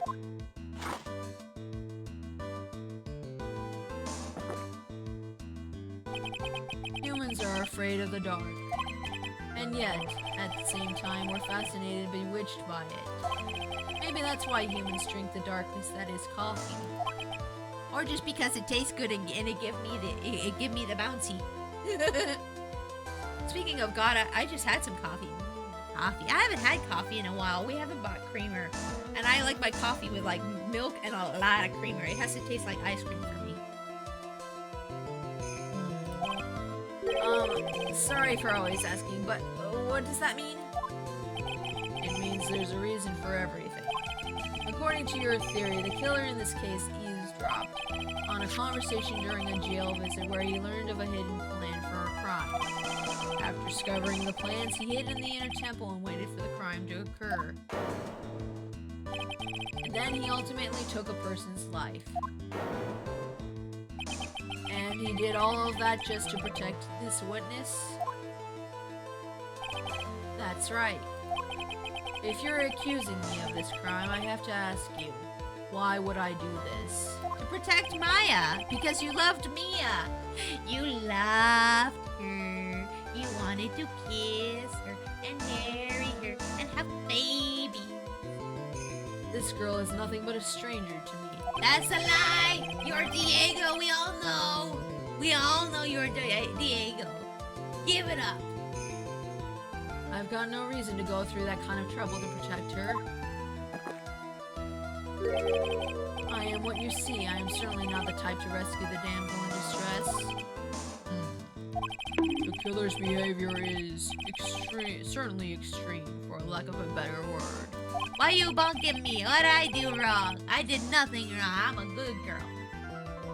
Even considering that the killer wanted to protect this witness's life, his behavior is still a little too unnatural. Thank you for the hydrate. I will do that right now. Thank you, Souls. I appreciate the hydrate. However, you had a good reason, didn't you, Mr. Goddard? An unshakable reason that forced you to protect this witness at all costs. I feel a save. I'm gonna save. I don't trust the game right now. It's gonna pull it up. I knew it. You figured it out, haven't you, Nick? Maya, I guess you were doing your best to cover for Goddard. For the same reason, huh? Bam, bam, bam. Okay, Trite, I'm all ears. Let's hear it. It's very simple. Maya Fey is a lot more than just a stranger to you. What's this? I'm gonna save again. What's this? I'm gonna save again. There's one person who lies at the very center of this whole story. One person that ties you and Maya Fey together inextricably. It's Mia. It's Mia. For reals. Final answer. Oh, bam. It's Mia, isn't it? There's a very good reason why Maya Fey's life is so precious to you. After all, she is Mia Fey's only sister. Mia Fey. You once worked alongside her. That was when you were a defense attorney. Wait a second here. Lore? There's secret lore here? I'm ready. Mr. Goddard is a defense attorney? With your honor's piercing intellect, you must have figured it out by now. Oh, yes, because you're so smart. You must know, right? The real name of this man who calls himself Goddard. His real name is Diego Armando. Isn't that right? Armando. You've done it, didn't you, Diego? Bad Diego. Bad Diego. What about wait, what was the name of that kid's show? There was a kid named Diego in the show. I forgot. Oh, Dora. What about Dora, Diego? How could you do this to her? And Boots. Yes. What about Boots and Dora? What will they say? The last time someone called me by that name was over 6 years ago. Diego Armando. That name rings a bell. It should, Your Honor. All of this is related to a single case. Here comes the sad music. It's sad music time. It's sad music time. A case in which a convict named Terry Falls killed himself. Mia Fey's first time in court, the tragic outcome left a deep wound in her heart. She knew that behind it all was a heartless, scheming demoness in disguise. But in the end, Mia couldn't tear off that disguise. However, there was one man who reached out to help her. Diego Armando, a senior defense attorney at the office where Mia worked. He's even more handsome without the goggles. It hurts me. It's my fault. It's all my fault that Mr. Falls killed himself. Mia, you can't cry yet. So strong, he crushed that coffee. The only time a lawyer can cry is when it's all over.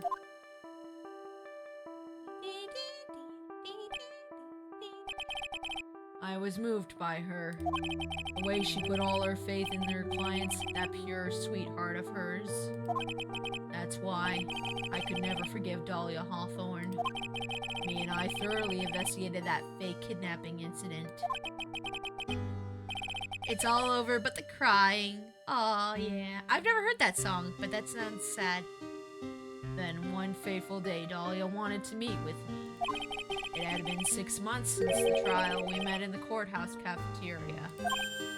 Oh, I just remembered. Oh yeah, that's right. The case she was involved with was poisoning an attorney in the cafeteria. That's right. That's right. Oh, I just remembered. 6 years ago, right here in the courthouse, you were poisoned. Even I didn't see it coming. Dahlia Hawthorne slipped some poison into my coffee. No, he died by... How can you still drink coffee after that? How can you still drink coffee after that? I think if coffee had almost killed me, I think I'd stop drinking it. Some newspapers at the time called it a murder, but very little information about the case was released to the press. But you weren't dead at all. No official reports ever actually called it a murder. I was just in a deep, deep coma. I see. My body shut down and my life became nothing but a long, deep sleep. Oh, so that's when your hair turned white. That woman's poison did a real number on my central nervous system. I lost my sight and all my hair turned white due to the damage it caused. Oh, dang. Poor Goddard. Poor Goddard. That's terrible. Apparently it was a miracle that I ever regained consciousness. 5 years have passed since I drank that poisoned brew. Then one morning my eyes flew open from the smell of the doctor's cup of coffee. Oh, coffee saved his life too. Okay, that makes sense. So the coffee saved his life too.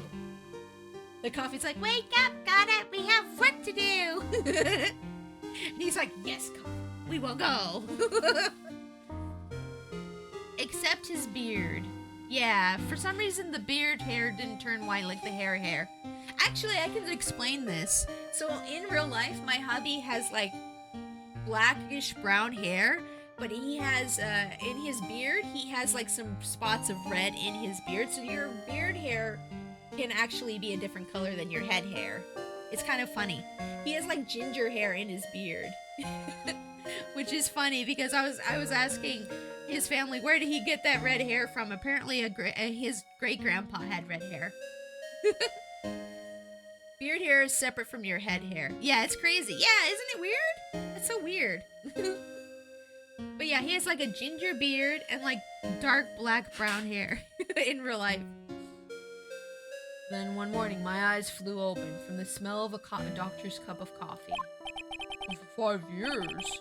You were asleep for 5 years? That would be really tough. And yeah, you would lose a lot of function in your body from being in a coma that long. I've actually done research on this because I was writing a story once where I was going to have a character go into a coma. Your body like shuts down stuff after a while, and if you come back, sometimes even after 2 weeks, you can be in a state where you have to relearn how to talk and walk, even after just 2 weeks of being in a coma. It's crazy. Oh, not to mention the muscle mass. Yeah, a lot of muscles atrophy and stuff too. It's crazy. I find red hair beautiful. Red hair is beautiful. I agree. Ginger hair is very beautiful. 5 years? You were asleep for 5 years? And the worst possible news was waiting for me. Mia Fey was dead. From the very moment I opened my eyes, I had already lost everything I thought I had. The woman I loved had been murdered, and the woman I loathed had been sentenced to death. The woman you loathed? The woman who had spiked my scalding hot coffee, Dahlia Hawthorne. And he still drinks it. Huh, good old Mia. She didn't let me down. She got her revenge before she checked out. In the end... Hold on. Had to cough for a second. Let me get some water too. There wasn't anyone waiting for me when I woke up. That's so sad. For someone like me, for someone who has slept away their best days, there were only 2 reasons left to live. And it was for those 2 reasons that I decided to become a prosecutor. If I may ask, what were your 2 reasons to live? The first was you, Trite. Huh? Me? If I hadn't drank that stupid poison, Mia Fey never would have died, much less the way she did. Huh? You were the only one who was there to protect her. Oh, come on, like she couldn't protect herself. That's a little bit of a... Yeah, got it, whatever. Okay. Oh, it's all Phoenix's fault because he was a little late. Yeah, he should have protected that woman. But you let her die. It was all your fault. How about we blame the death of Mia on the guy who murdered her? What crazy thing to say! Oh my gosh! I know new intel has come in. Beep beep beep beep beep. There was a murderer. Woo! He's projecting. Yeah, he's blaming Phoenix because he can't accept blaming himself. I think that's what's going on. Yeah. It wasn't like that. I wanted to see for myself what kind of man you really were. So that's why you became a prosecutor? My other reason for living? She goes by the name of Maya Fey. Huh? You mean me? You were the only way I could make up for the sin of not saving Mia. 1 year ago, when the Curine Village incident was resolved, it was obvious that Morgan Fey was planning something. Whatever her evil plan was, I was determined to stop it. My role as a prosecutor put me in the perfect position to do something about her. That's how you overheard Pearl's visit with Morgan at the detention center. I knew that the time was drawing near. Since I knew the plan, I thought I could foil it. My goal was to help with the plan. I thought if I could do that, I could keep that girl from getting caught up in it. That makes sense.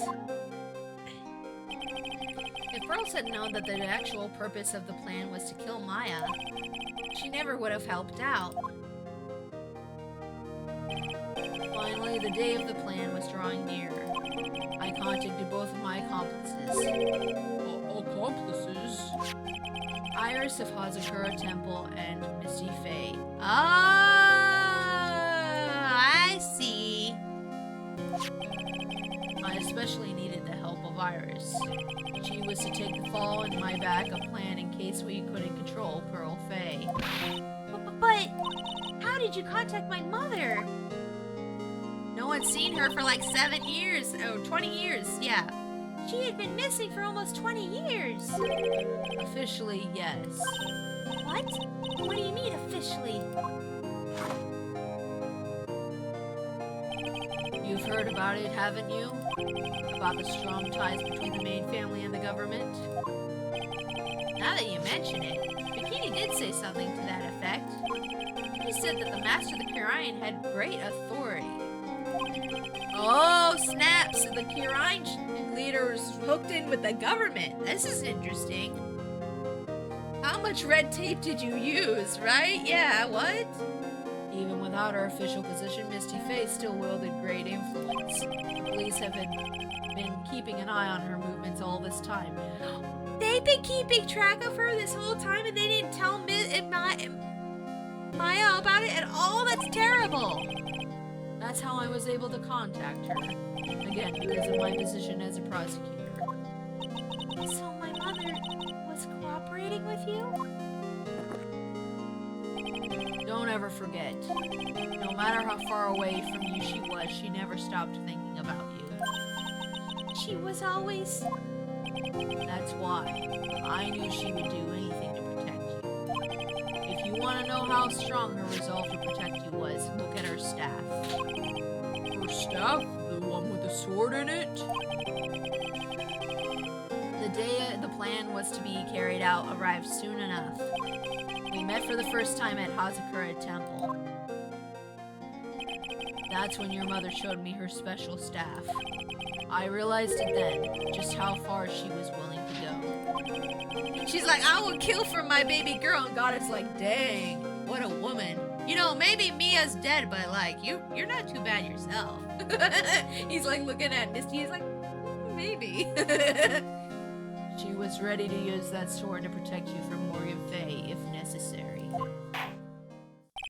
Yes, even if it meant paying the ultimate price. Mother. That night, the night of the crime, there was just one way to stop Morgan's evil plan. You mean pearls? Don't you? Why didn't you tell the police this was gonna happen? They could have put guards up. They could have done something. Why did you try to do stuff on your own outside the law? You stupid. You stupid. We had to make sure she didn't channel Dahlia Hawthorne. Well, Pearl, what are you going to do tonight? Well, if you'd like, you can come to my room. Perhaps we can read some books together. I see, so that's why she got her. We thought we could prevent her from playing her part in Morgan's plan, but she never showed up. She was worried and followed me to the inner temple. That was the thing we were most afraid of. And that's why Misty Faye had to do the channeling herself. She channeled Dahlia Hawthorne into her own body. What?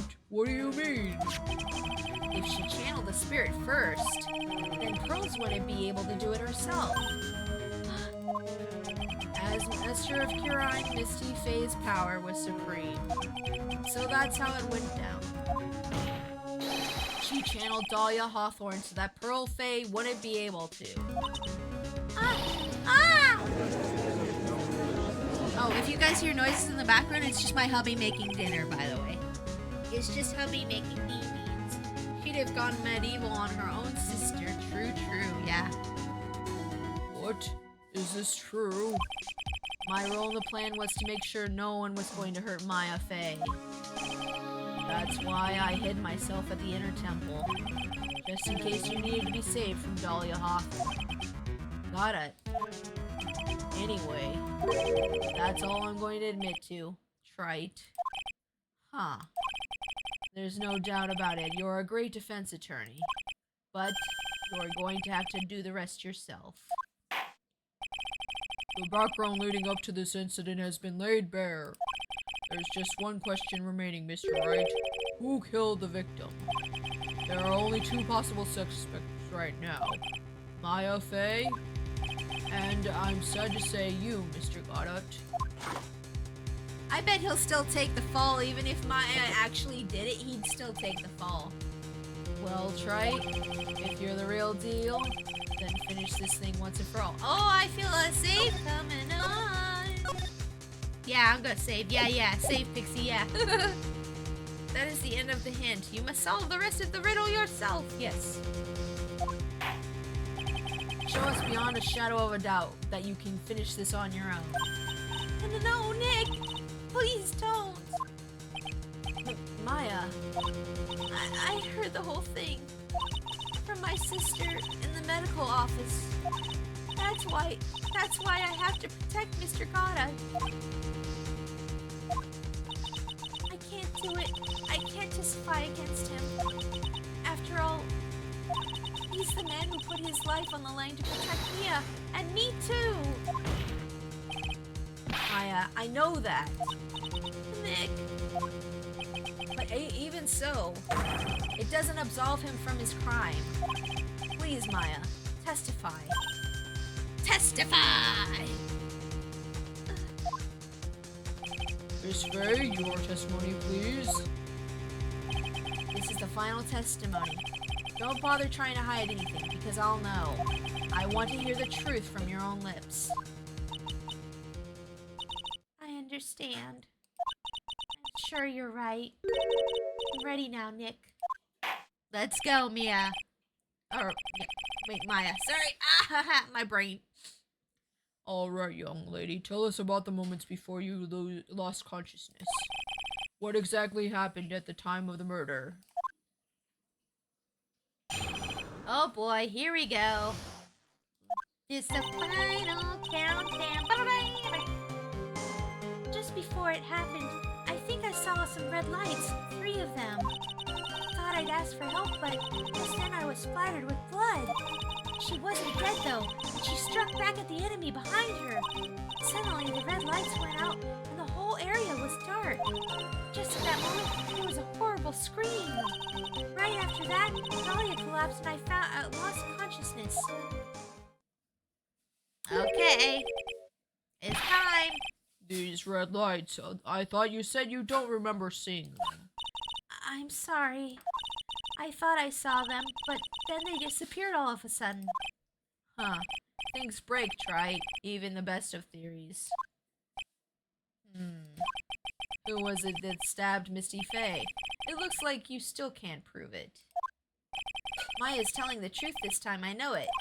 The rest is up to me. Let's go, Phoenix. Let's do it. Well then, Mr. Wright, proceed with your final cross-examination of the witness. It's time. Let's see here. Doing a save. We're gonna do a save. Save. Okay. It's pretty obvious now. Of course, yeah, it's definitely got it. Light shining in the dark? I don't think you could make that a mistake about that. Yeah, you're right. I think I saw them, but I can't say for certain. And I can't tell you for sure if they were from Mr. Goddard's mask either. I don't get the feeling she's covering for him anymore, but... Press harder! But just after that, you turned towards the lights and called for help. Isn't that because you thought the lights were coming from Mr. Goddard's mask? Yeah, I guess so. Maybe that's what I was thinking at the time. But I can't remember after all. There was a person I couldn't identify in front of me. Maya's life was in terrible danger at the time. There's no way she can remember the details of the scene perfectly. All right then, let's go on with the testimony. What did you do when you saw the red lights? I thought I'd ask for help. Okay, but then there was splatter with blood. That blood, was it Dahlia Hawthorne's blood? I think so, probably, just at the moment. I heard a soft scream that seemed to be close by. It was a woman's voice. So that was when the killer stabbed the victim from behind with the murder weapon. Is that right? Without a doubt, Maya was in the middle of a really dangerous situation. Anyway, the victim was stabbed by the murder weapon. What happened after that? Darius, welcome to stream. Hello. I hope you're having a great day. We are on the last testimony of Trials and Tribulations, which is the last game of the Phoenix Wright Ace Attorney trilogy. So yeah, it's the final thing. We're finishing the game today. She wasn't dead though. She struck back. Okay, let's see here. Struck back? How do you know that? Well, you're right. I didn't see it exactly, but I could tell by the sounds of their breathing and movement, and also the smell of blood. You have witnessed more horror than a young lady should ever have to in one life.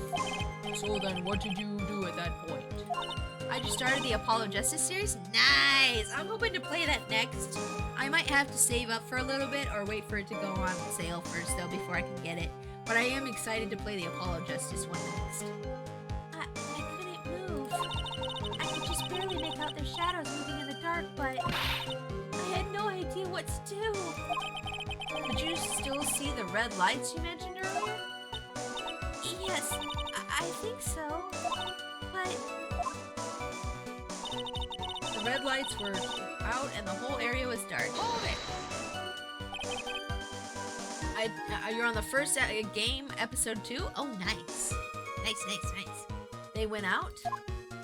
Yes, suddenly I couldn't see them at all. What could it mean? If the red lights were coming from Godot's mask, and they went out right in the middle of the fight, Maybe the mask was damaged? or maybe it was knocked off, or maybe the batteries ran out. Right, Trey? You just making jokes over here. Or maybe these little red pinhead looking lights just stopped working. What could have really happened then? What could have happened? I don't know. Just at that moment, there was a horrible scream. Horrible scream. Let's talk about that horrible scream. What do you mean by just at that moment? Do you mean the moment when the red lights went out? Yes, that's right. The scream that you heard then, was it Dahlia Hawthorne? I don't think so. I'm pretty sure it was a man's voice. Wait, his goggles went out and he went, ah! Ah, well, I mean, if the glass got in his eyes, that would be ouchy. Do do do do do do do. It was a man's voice. What? What? So then the scream came from the killer? That's got to be it. I think Dahlia Hawthorne must have taken the blade and attacked the killer with it. And then the killer let out a scream of pain, huh? After that, the killer stole the blade back and delivered the final blow, I guess. Well, Mr. Wright, it seems to make sense to me. It sounds like a reasonable deduction, but I still kind of wonder. Okay, let's do another save here. We're doing a save. I think there's a contradiction here somewhere. I think we should always assume there's a contradiction. Always assume that. That's what these games have taught me. I'm sorry to say this, but that interpretation would create an enormous contradiction. That makes sense. After all, my deductions are almost certainly never correct. Remember the testimony she just gave before the killer let out a scream? Maya said she had already been splattered by the victim's blood. In other words, the blade and the staff had already been plunged into the victim. Ah! Is that right? She couldn't have been struck back with a sword that was already stuck in her body. The weapon that caused the killer to let out a scream... Oh, it's the dagger! The blood on the dagger is Godot's, isn't it? Must have been something other than the staff. Oh, here we go. Wait. Ha ha ha. You can't get me, game. You can't get me. I know your tricks now. I know your tricks by now. 3 games we've been through this. I know when you're gonna pull it on me.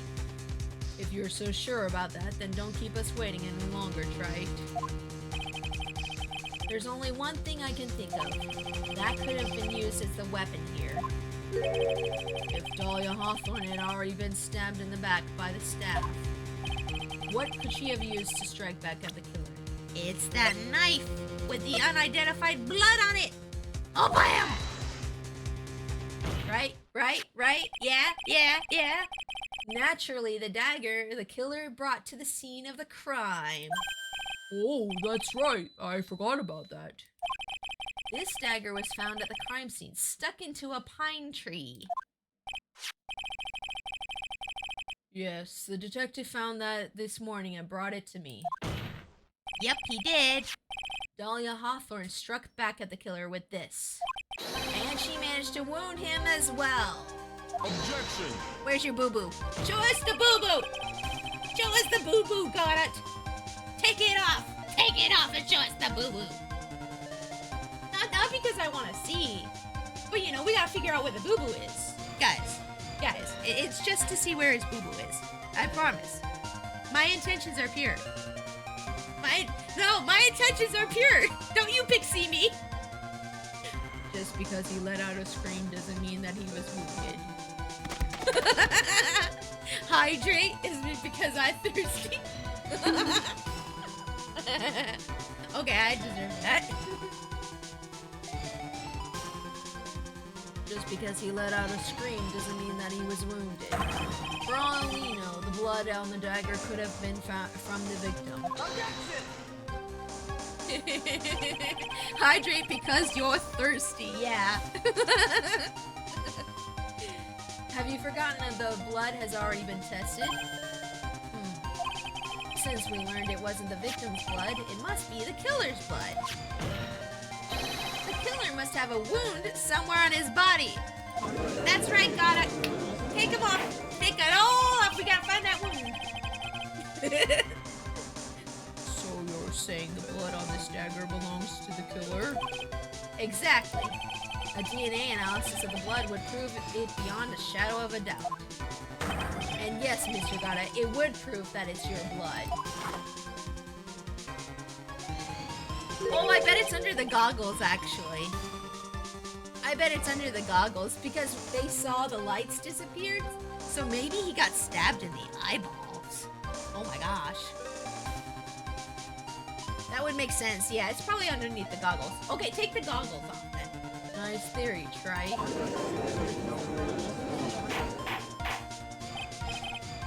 Order in the court. Is this the end? Have I done it? I don't know. Let's do a save first. Let's do a save first. I don't know. Even he won't be able to change the results of a scientific test. Let's test that DNA. Let me ask you something, right? Let's just say it turned out that I was the killer. Uh-huh. Do you really think I would be stupid enough to leave evidence like that? What? Just think of it for a second. This dagger was found this morning by a detective and brought to me. Oh, I bet he doesn't see the blood on there either, guys. Guys, he doesn't know the blood's on there. He doesn't know. Oh, no. Oh, you dumb himbo. Oh, no, he don't know. Oh, he's so handsome, but you're so dumb. There was already blood on it, correct? But even so, I was the one who brought this dagger here to the courtroom. Yes, what does that prove? Well, if I really were the killer, I could have washed the blade off and planted another person's blood on it. Oh. Touché. Touché, Mr. God. It can't be. In any case, there's one thing I can guarantee, right? That blood, it doesn't belong to me. No, he got us again. Not a chance. What? Okay, he's not dumb. I take it back. I'm sorry, you're not a himbo. You're still handsome, though. In any event, it seems to be established that the killer was wounded. All right then, witness, continue your testimony. Hold it. Wait a minute. What's the problem? I know I probably shouldn't say this, but there's a big contradiction in Nick's explanation. Maya, how could you turn on Papa this way? How could you turn on Papa this way? This dagger, you said it wounded the killer?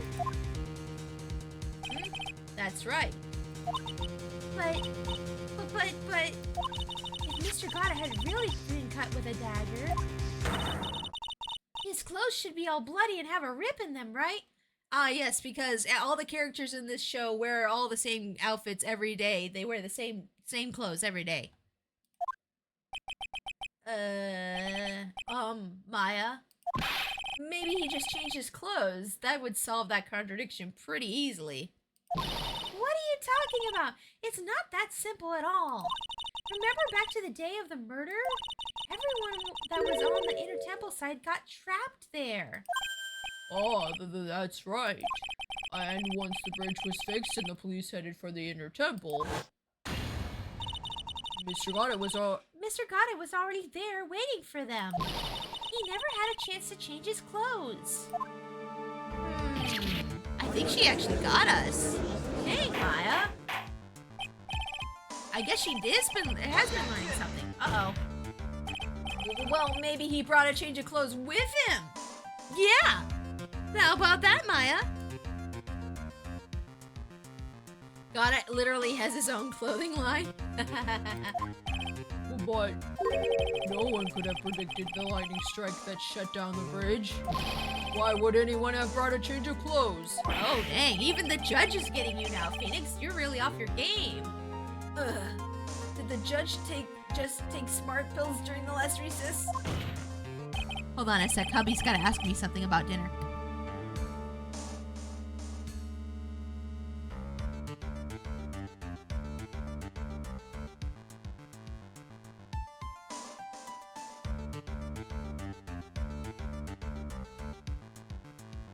Okay, sorry about that, guys. Hubby just wanted to know something about dinner, and I had to talk to him for a second, and he doesn't like being recorded, so. Well then, maybe the killer took off his clothes before he committed the murder. God is just running around naked with a knife, and he's just like, That way he wouldn't get any blood on them. Objection! that's impossible, Trite. You know how cold it gets up there late at night? After a few minutes with no clothes on, you'd be frozen solid. Ah!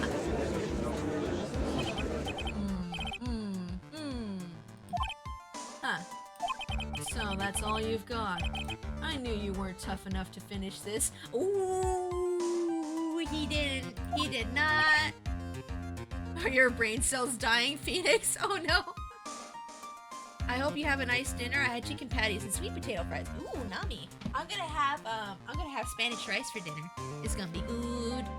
It's gonna be good. Right now, if Mia Fey were here... If Mia Fey were here, she would have closed the book on this case already. If Mia Fey were here? Oh, come on, Trite. Can you do it or not? How about it, Mr. Wright? You've accused Mr. Goddard of being the killer. But can you prove it? Have you gotten even one piece of evidence?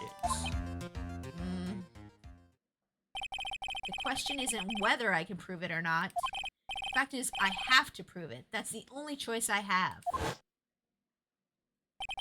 What would Mia do? I was taught that it's one of the rules of being a lawyer. Do it for her. Do it for her. I can prove it. I'm going to bring your magnificent vengeance to fruition just as you want it. Huh, that's good. A fighter till the bitter end, right? Since there's just one piece of evidence that can prove your point. Oh no, you can't get me here. You can't get me. I got it. Okay, let's go. Ah, I knew it. Right there. Why don't we go for the unlimited penalty? Are you trying to pressure me, Mr. Goddard? I'm gonna do another save. This is it. This is it, boys. This is it. Because it doesn't matter to me. I've got the one piece of evidence I need. Give me a break. You've got nothing, Trite. So what do I do at a time like this? It's simple. I've got to think outside the box and approach this from a different angle. Alright then, Mr. Wright, let's hear what you've got. Another save. That's what I got right now. I got another save. Yep. There's one thing I've demonstrated in the previous cross-examination. The killer was wounded. That was proven by the blood on the dagger. The boy. We decided it was impossible for him to have hidden such a wound. If he had been cut by a dagger, there should have been a bloodstain on his clothing. There's one place the killer could have hidden his wound. It's under the goggles! It's under the freaking goggles! Take them off! Well, what did you say? Hidden? And they're red. They hide the blood. Take them goggles off! This is it, my last stand. I need to think about this from a different angle. I don't need to think about why there were no bloodstains on his clothing. I need to show how he hid the wound. It's the end of the line. The final stop, Wright. Let's hear what you've got. I'm gonna do another save. It's them goggles. It's them goggles, for sure. Where's the location where you say the killer hid his wound? Oh. Location? Where you hid the wound? Wait, what location? Huh? What do you mean, location? What do you mean, location? What do you mean? I feel like I'm just gonna have to present a profile. What if I just present his profile and then poke at his goggles? Is that how it works? Pixie save scumming at this point? Hey, there's nothing wrong with save scumming, okay? It's good. It's safe. Do you want to repeat this whole trial over and over? No, I don't think so. No, I don't think you do. Neither do I. Okay, let's just present his face. Let's present your face! Your face! Huh. I don't know what you're talking about. And frankly, I don't need to know. What I do know is that you'll never be half the lawyer she was. Ooh, that may be true, but no. Isn't that right, Wright? Did he just see Mia's spirit for a second? What was that just now? Mia? It can be. You're living on through him. Even as we speak, you're still hiding the wound. Yeah! Mia's here and she's saying, J'accuse! It's beneath your mask! Let's go! During the fight, the red lights given off by the killer suddenly disappeared. Seconds later, the killer let out a scream. Don't say yay, we're not done yet. That's right, your mask went flying off your face. Mr. Goddard, would you mind removing your mask? Yes, take the mask off. You got nothing to hide, right? Yeah, just show us those nice eyes of yours. If you have a dagger wound under there somewhere, then I'd say this whole case is solved. Uh-oh. He got a short circuit. What's wrong? Oh, no! Oh, no. The baby get a boo-boo. Oh, no. Poor baby. Sorry for the beeping in the background. My hubby's making food. Okay. Give it up. Give it up. This is your last cup of coffee before you go to jail. Just now. I saw her spirit in you. I never liked you. 6 years ago, you helped the woman who put me to sleep by hiding her bottle of poison. And then, while I was sleeping, you let Mia die. You are very blamey. You are very blamey and not very understanding, sir. But you didn't care. You just kept living your pathetic happy-go-life. Did you ask him if he cared? Did you ask how he felt? No, you just assumed that he didn't care. You didn't ask. You just mad at yourself. You just put the blame on someone else. Suck it up, Buttercup. You gotta deal with your own problems first. You even had the nerve to follow in her footsteps as a lawyer. I could never forgive you. That's what I thought. Let's replace I could never forgive you with I could never give myself. That's the real thing going on here. It ain't about Phoenix. It's about you and your, oh, I feel bad because I went into a coma and my girlfriend died. It's not my fault. Stop it. Stop it. Get some help. Mr. Goddard. But I was wrong about you. I knew it from the very beginning. That's right. You were wrong. That's right. Facts. Facts. You were wrong. The truth is, the only person who I could never find it in my heart to forgive was me. I knew it. See what I said? I told you. You gotta forgive yourself, bro. You gotta forgive yourself. The music's good. You, yourself. I was the one that failed to protect Mia. Yep. Well, actually, Mia could have protected herself, but that didn't happen. Me and no one else. I tried to avert my eyes from the truth to escape from the harshness of reality. I just couldn't face Mia's death head on, so I ran. I hid behind a mask. I threw away my true name. I couldn't even deal with being a defense attorney anymore, so I quit. But you saved Maya. Yeah, that was my plan. Up until just now, anyway. What do you mean?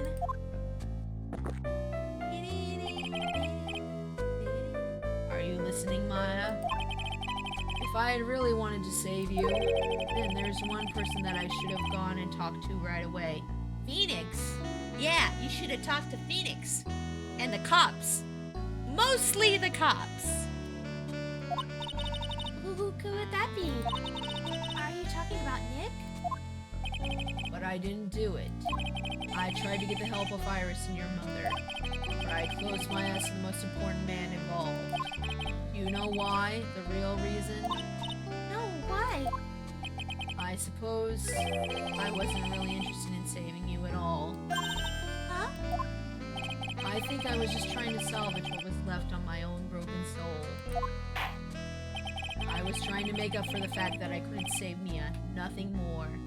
Yep, that was all hubris. It was all hubris. Yeah, she couldn't defend herself. She died. That's true. Yeah. I still think the true blame is on the murderer. I know it sounds pretty crazy, but I think the murderer is the one to blame for Mia's death and no one else. I don't know. Kind of crazy idea. It really sucks that Mia was killed by such a lame villain like Red White. It is, isn't it? It's so weird. It's like such an odd way to kill off of like a main character. Well, she's more of a side character, but still. I was trying to make up for the fact that I couldn't save Mia, nothing more. That's why I let you walk right into a situation that I knew was dangerous. Forgive me. You're wrong. You put your life on the line to save Naya. Was it really for Maya's sake? Even I'm not really sure. What do you mean by that? That night, in the darkness of the garden, when I saw her silhouette, part of me must have known the truth. The truth that it wasn't really Dahlia Hawthorne standing there in front of me. It could have been Misty Faye, or even the little girl. But I still picked up the blade. It was like I was dreaming. Oh, he done it. He shouldn't have done it. He did it because he was angry. He didn't think about it. I'm not exactly sure what was going on in my mind at that point. Was I really motivated by the pure desire to protect Maya Faye? Or was it something else? You wanted revenge. That's it, huh? Oh, that sucks. Nobody wins in revenge, guys. Let this be a lesson. Nobody wins in revenge. You both lose. And it doesn't make anything better. Anything you take revenge for, it's still done. It's still been done. And it's always gonna be done. Like if somebody wrongs you, even if you take revenge on that person, that thing still happened. Nothing changed. Now you just feel bad. Was it my hatred for a woman who had stolen everything from me 6 years earlier? Could it have been simply a desire for revenge? Yep, there we go. There it is. There it is, y'all. And now, I don't even know anything anymore. I bet he's crying underneath those goggles. Oh, God, it's okay. Don't cry. I did learn something today, however. I finally realized that I was the arrogant one. I was just chasing an illusion, a fantasy. The stupid fantasy of defeating you in the courtroom. Huh? You were the one who made me realize my folly. You never ran away from Mia's death. Instead, you picked up where she left off, as a true defender of the people. In that one moment, I understood everything.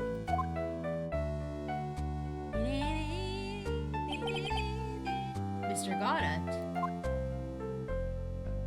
Are you saying you're in love with me? I think you already know this, but if you don't, oh crap. My name is Diego Armando. Mr. Armando, I believe in you. I know you were trying to save me. Oh crap, what? Thanks. Your wound, it's bleeding. Huh. Did you forget already? In my world, the color red doesn't exist. Huh? These must be my tears.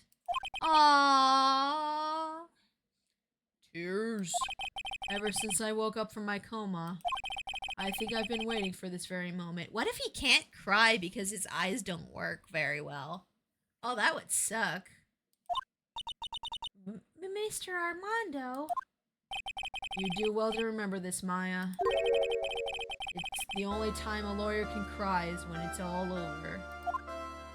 Oh no! God, why?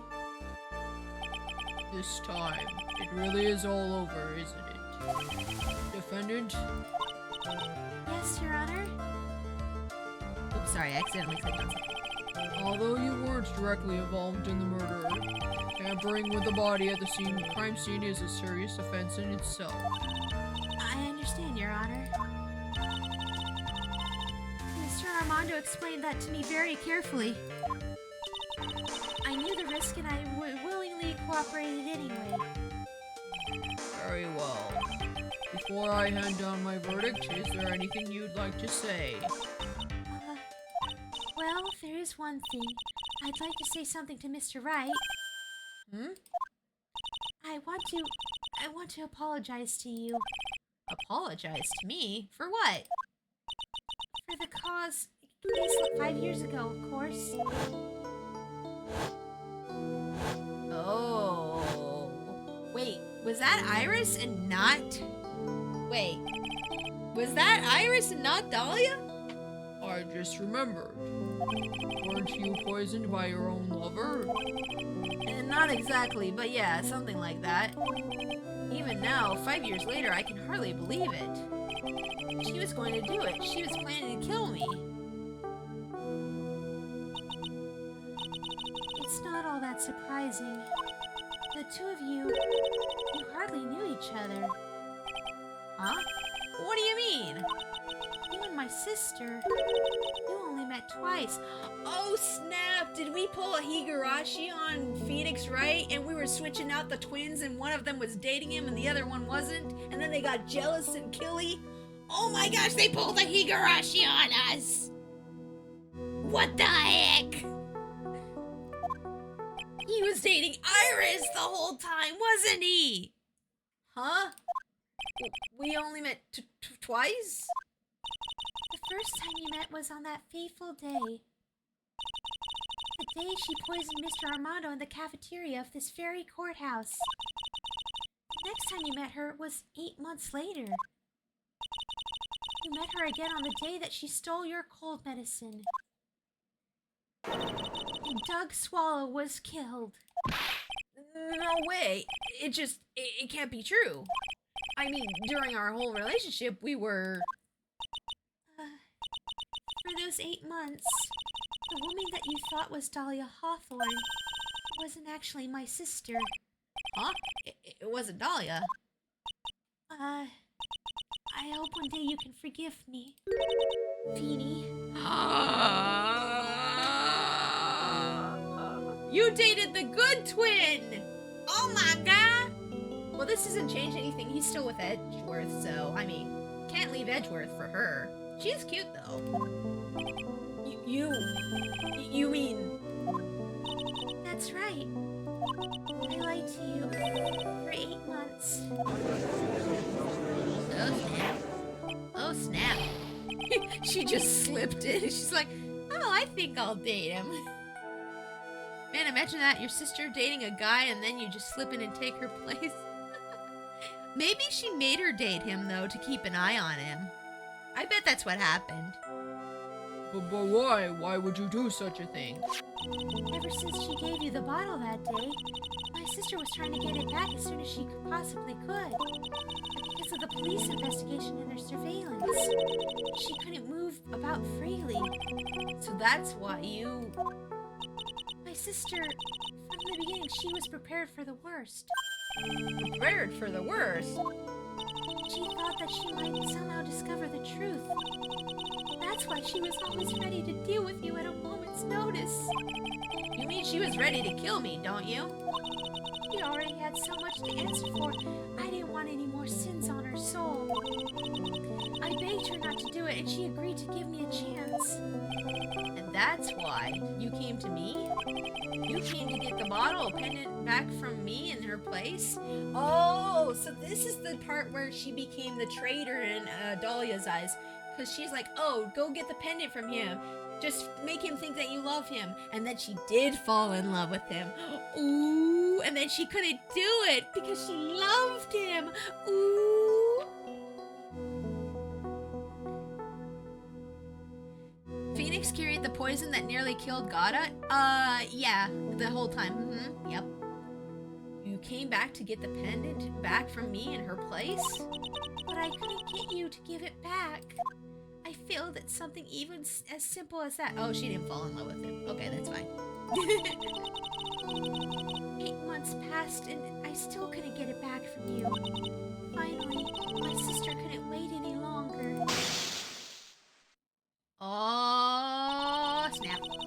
She didn't consult me about her plans for you that day. It was the first time that it had ever happened. That was a bit strange, wasn't it? Up until that day, you two were partners in crime, and she would confer with you. I think she must have noticed. Huh? Notice what? My feelings for... Oh, she did fall! Oh, snap, she did fall for him! If I had found out she was planning to kill you, I wouldn't have done whatever was necessary to stop her. Even if it meant her life. Or mine. I would die for you, Phoenix. So, like, I have a boyfriend, but, you know, yeah, it's nice to know. Let her down gently, Phoenix. Iris. After spending those 8 months by your side, my feelings towards you, they changed. I have something to say to you, too. Yes? You really are the person I always thought you were. Even after Dahlia Hawthorne was found guilty, I still believed in you. Huh? Thank you.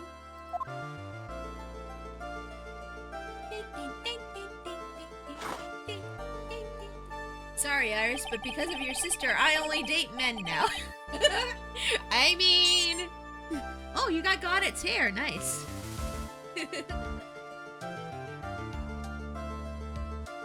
If I dated Iris, I think I'd only want to date men after that, too. Yeah. I think that I'd be like, you know what? No more women. Only men. Yeah. How many cups of darkness have I drank over the years? Even I don't know. I'll tell you though, right now, this one here is the greatest cup I think I've ever had. Nummy. Don't you think so, Phoenix Wright? Wait, what? He's drinking coffee too, that's awesome! Yeah, I think you're right. They're drinking coffee together. The purpose of this trial was to rule on the murder of the victim Elise Dolan. On some point, I expect you to be tried for your role as an accomplice in this case. I understand, Your Honor. Phoenix drinking coffee is pure swag. True. Very well. On the charge of murder, I hereby find the defendant. Here we go. Guilty. Woo! We did it, y'all. Yay!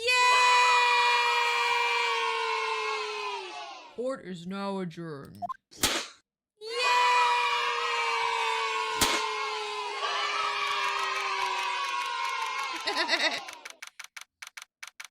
The purpose of the trial is to drink coffee. True.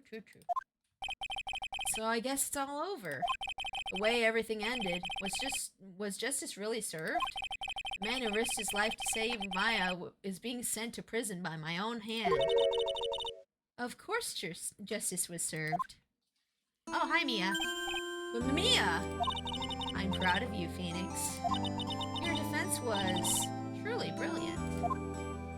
But I couldn't save Mr. Armando, the man who cared so deeply for you. You're wrong, Phoenix. You did save Diego. You saved him in the only way possible. You mean with that verdict? I think one day you'll understand too. Phoenix, I want you to remember one thing. He saved his soul.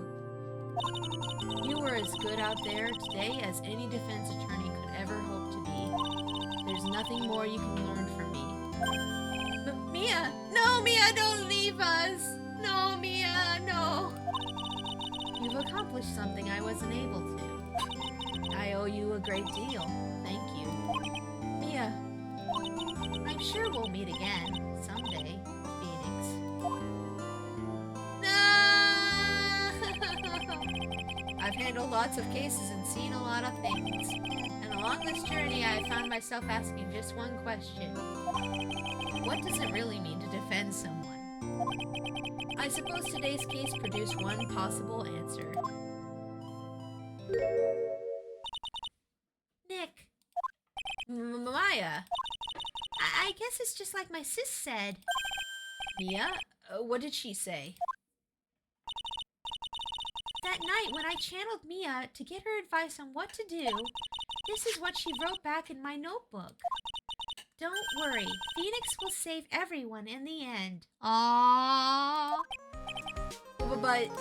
Come on, cut it out with a gloomy face. Can't you see? Me, sis, and I'm sure Iris too. We owe you for everything you've done for us, Nick. Aww, Maya. How can you be so bright and chipper after all that's happened? You were brutally attacked. You even saw your mother murdered. Ouch! Oh, it's Francisca! Francisca! Still as softy as always, Phoenix, right? Excellent work, Wright. Huh? Mr. Edgeworth, when did you get back? Oh, that's right. I guess no one filled her in on that. Edgeworth and Francisca have actually been helping me. Helping you? If these two hadn't been here on the first day of the trial, the defense wouldn't have gotten anywhere. Wow. Well, where were you, Nick? In the hospital. Cause I fell down and got a boo-boo. And then I got sick. I heard he fell into a river and caught a nasty cold which forced him to sleep all day. Yes, he laid in bed shivering from his fever with Iris's hood pulled over his head. It was kind of cute. Oh, ouch. Talk about embarrassing, Nick. You definitely need more training. Anyway, thank you, Mr. Edgeworth. And you too. Francisca? Yeah, that's her name. Right, yeah. I don't suppose. Who's that? Who's talking now? Oh, it's Larry. Hi, Larry. There's room for me in this group hug, is there? Oh, Larry. What's with the longer than usual face? I realized something when I was reborn. I realized that Larry was never of use to anyone, not even once. That's not true, right, Nick?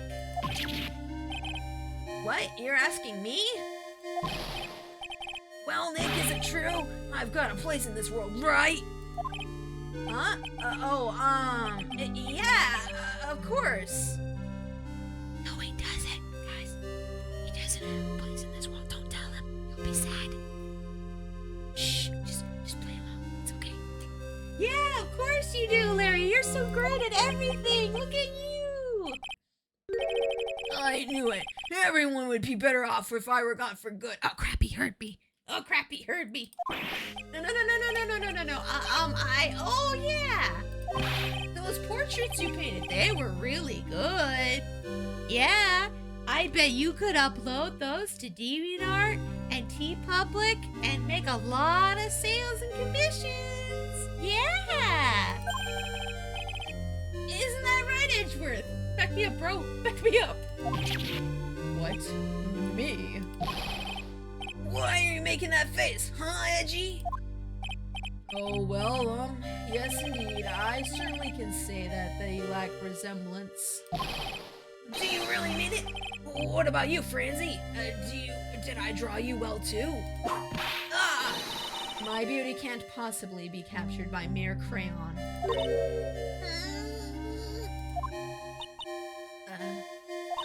Nevertheless, I've recognized the effort you put into it, and that's worth something. Oh, that's nice, Francisca.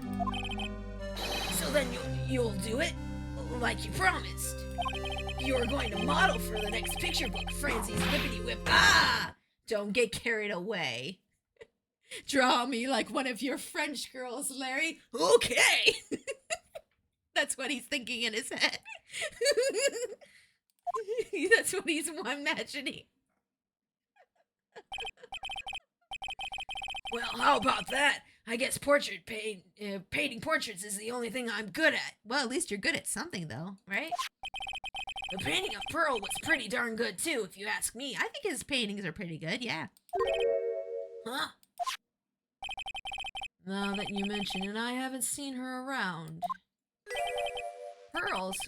Where could she have gone? Normally she would have made a beeline for Maya. Oh, I'll go look for her. Be right back. I hope she's okay. Hey, Pearlie! Right. You seem to be wait, that's a hard word to read. Uncharacteristically puzzled. I suspect you were wondering how Maya can be so cheerful despite all that has happened. Yeah. To be honest, I can't understand it either. Francisca? That's right. She lost her father fairly recently as well. I think I understand how she feels. Maya's a much wiser person than she appears, and I think she realizes something. Now is exactly the time when she needs to be as strong as she can. What do you mean by now is exactly the time? Maya wasn't the only one that was badly wounded by this incident. In fact, there was someone that was hurt far more deeply than she. Oh yeah, Pearl. She found out again that her mom was evil. I believe it's for the person that Maya is trying her best not to cry. Someone who was hurt more deeply than Maya. Edgeworth, I think I'm starting to understand too. Ow! Then tell me, Phoenix Wright. Who is Maya Faye being strong for? Oh, it's Pearl, for sure. For sure. Take that! Pearl Faye. The poor kid, after all, the reason that she worked so hard to follow the instructions was because she loved and believed in her mother, Morgan. It's for the good of the Faye clan. I'm sure she believed in every last word. She thought she was doing it for Maya. That's why she was so happy. It shows how truly devoted she is to Maya. Look at that picture. That's a cute picture. But in a cruel irony that it was her exuberance that led to this tragedy.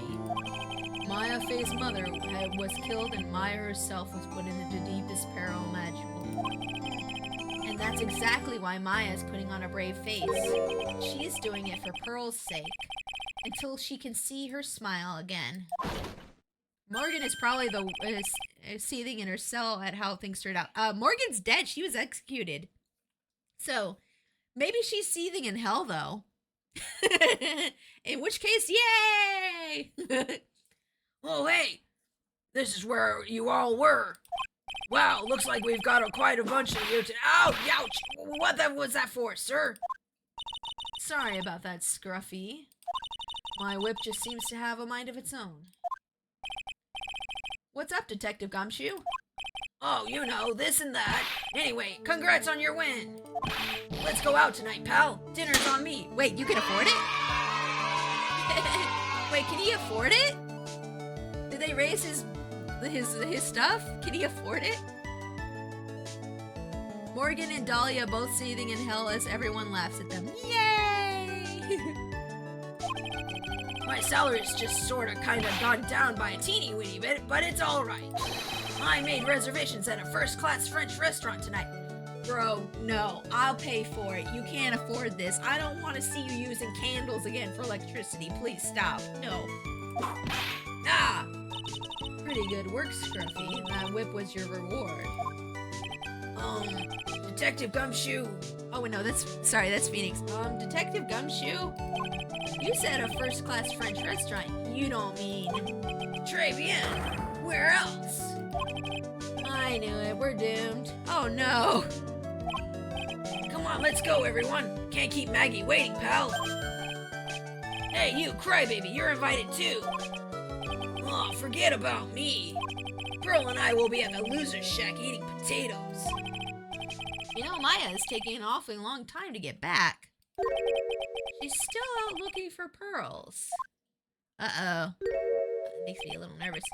Oh, Maya, what's wrong? Nick, what do I do? Pearly, I can't find her anywhere. Huh? Uh-oh. I bet she just went back home. That's all. I thought so too, so I called the village. But no one has heard from her.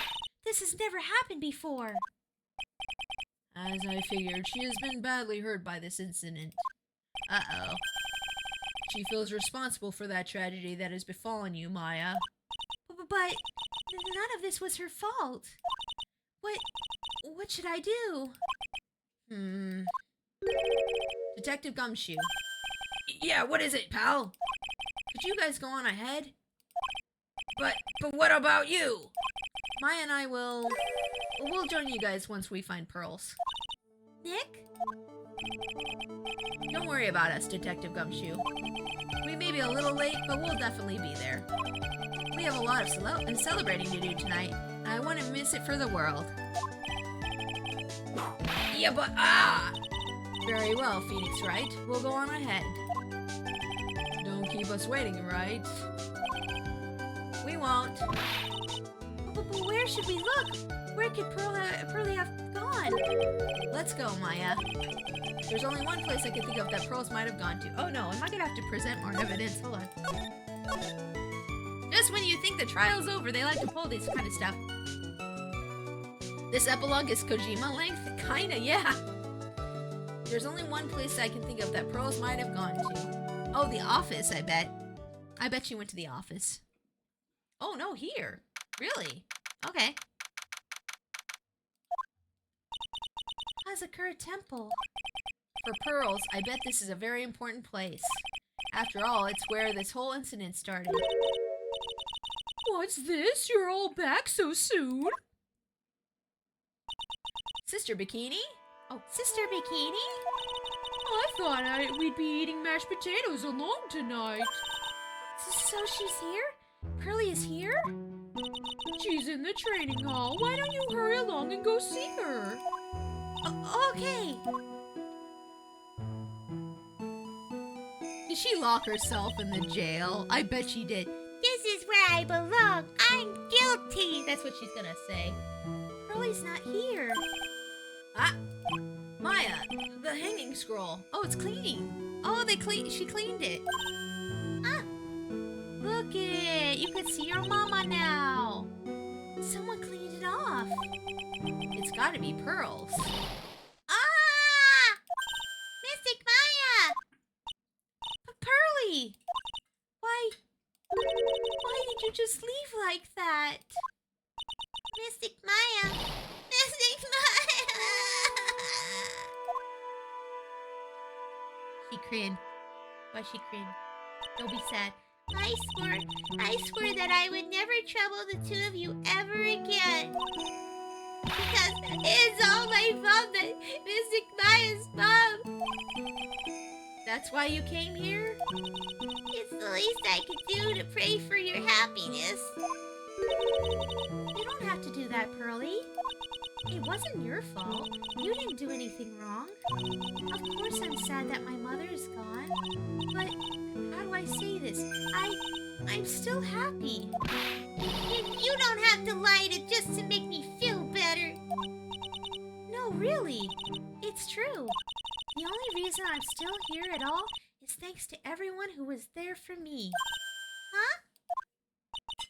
My sis, my mother, Mr. Armando, Nick, and you. If even one of you weren't there, I'm sure I wouldn't still be alive right now. That's why I have to be strong. For all the people that were there for me when I needed them. That's all I can really do. Mystic Maya! I'm impressed. You truly are the daughter of Mystic Misty. Sister Bikini! Your mother, Mystic Misty, was a strong woman indeed. I want you to tell her what she said to me that night. After dishonoring the good name of Kirain, I don't have the right to face my daughter. But still, Maya is always in my thoughts. It's true. She'll always be with me until the day I die. Aww, Misty. Your spirit was with her. That's why your mother was so strong. Even at the end, I'm sure she had no regrets. She'll always be with me until the day I die, huh? There's a rule or something all masters are to follow, isn't there? To never take the charm off until the day you die.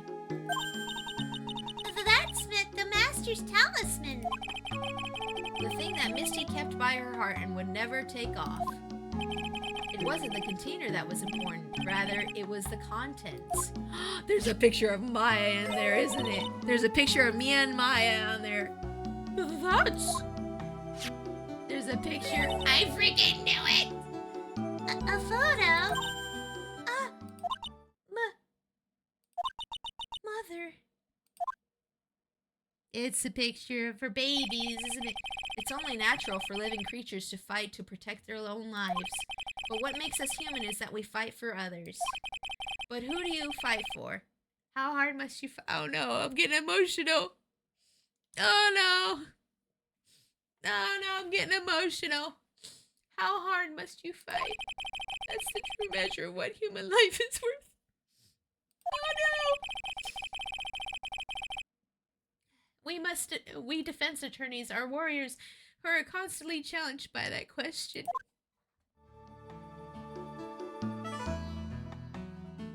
Oh, it's so sweet. Even when the battle is over and the bonds that connect us are severed, we always return.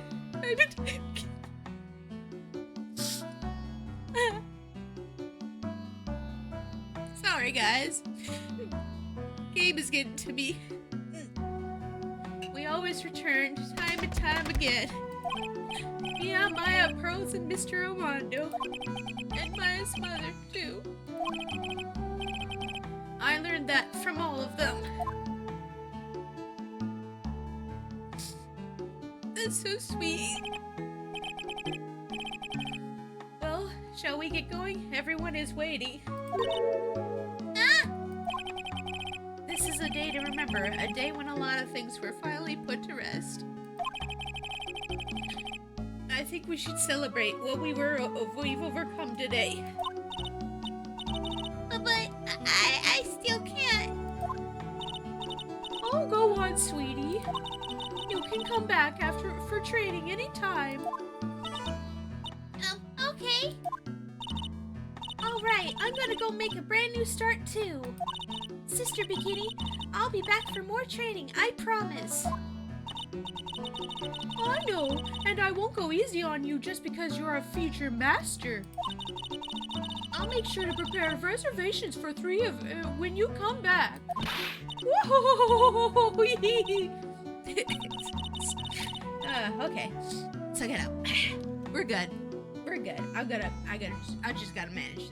Head pats for me. Oh, thanks, guys. Alright, we're going to have a great feast today, Pearly. You know why? Because training is a battle of endurance. Okay, Mystic Maya. I'll eat lots and lots of food tonight. You know... Oh, no, this Phoenix. You know, there's one thing I don't get and probably don't want to, but... What is it, Nick? Reservations for training is fine and all. Why for 3? Come on, what do you think? You're one of us, Nick. Next time you can train right alongside us. Huh? What? Sorry, I'm trying to not trying not to cry. Okay, we're good. I'll be waiting for you. Sister Bikini will take special care of you. Huh? Wait, what does she mean? It'll be great, Nick. We're going to do the special course, naturally. That's a great idea, after all, Mr. Nick. You'd do anything for Mystic Maya, wouldn't you? Even walk on hot coals, right? No, bad pearls. No, that's a bad ship. We'll have a nice big meal right before we come next time, right, Nick? You know, I was wondering if I could say just one little thing. Sure, of course you can. Oh, I love this part. I can't wait to hear it. I'm getting goosebumps too. Well then, here goes nothing. Objection! Hey, that's the end? Oh. That was, oh wait, there's more. Hold on. I'll really have to work extra hard now, Master of the Carine and the office manager of Wright and Co. Law Office. And I'll have to be good big sister to Pearly and Nick too. Well, as long as I'm not locked up or captured or something like that. Yeah, don't go to jail again, please. Don't go to jail again, please.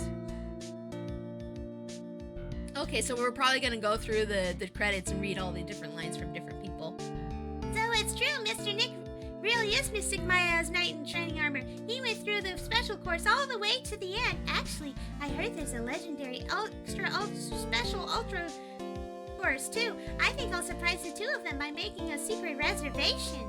Oh gosh, no pearls, please. Please, no pearls. What a nice end to a great series, true. Maggie bought me a brand new coat as a present, pal. I feel 10 years younger. I'll never take it off. Aw. Yes, but somehow you just don't seem the same. I guess a dirty, shabby old overcoat is just more detective-like, sir. Don't worry about it. In the name of love, a man will soil himself silly. Is she still calling him sir? That's weird. Hey H, welcome to stream. I'm getting off work and heading home. Hope you have a great stream. Oh, we're about to end, so yeah, take care. Thanks to you, the Treasures the Carine exhibit was a success. Even though I got to see Miss Von Karma, who hadn't seen almost a year, she taught me how to use a whip and said that I must show you what I've learned. Uh-oh, no, Andrews, no, don't use a whip. No, don't do that. Maggie and Gumshoe are cute. They are. They really are, yeah. Jessie and I started a company called Mask to Mask Consulting. We're dedicated to stopping the evil plans of all the criminals in the city. Our motto is, cut it out, please. Pretty cute, huh? Well, we also sell plans to the criminals as a kind of side business. I wonder if that's okay. Sometimes I think maybe we're the worst criminals. He's still going around being mask to mask. I wanted to show my appreciation to Mr. Wright for exterminating Don Tigre, so I lent him $500,000 and a tea set. A special thick tea, one I mixed with my own 2 hands. I bet he's drinking it now. Win through compromise.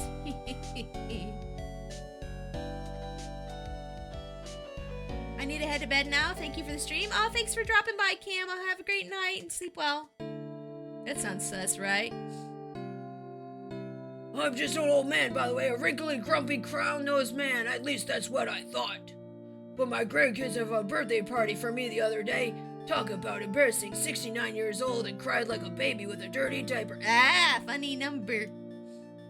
I didn't know his grandkids cared about him. That's nice. Yay, the boomer gets a good end too.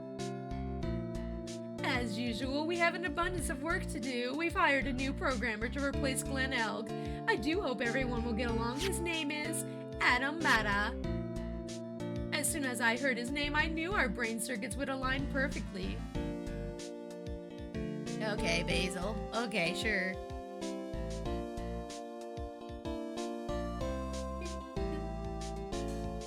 My, more reporters? Since the murder we've made so much money, I hardly know what to do. I think the magazines like us because I provide such a nice visual, especially in spring. I can hardly wait for Iris to come back. Whoa!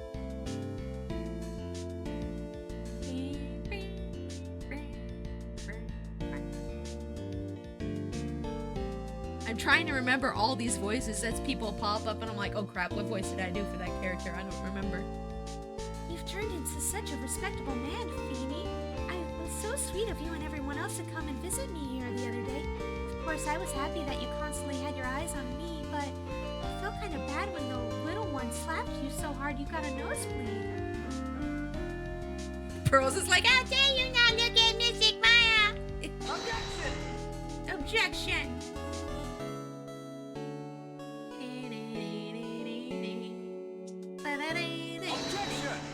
Oh, there's the edgy boy. This week we went overtime today, didn't we? Oh, jeez. We went way overtime today, but we're almost done. We're almost done. Jeez, I can't believe the stream went on this long. I'm sorry. I really wanted to finish the game today, so I guess that's what happened.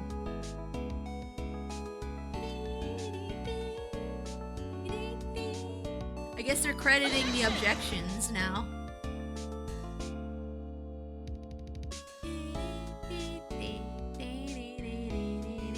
Nice way to end it, yeah.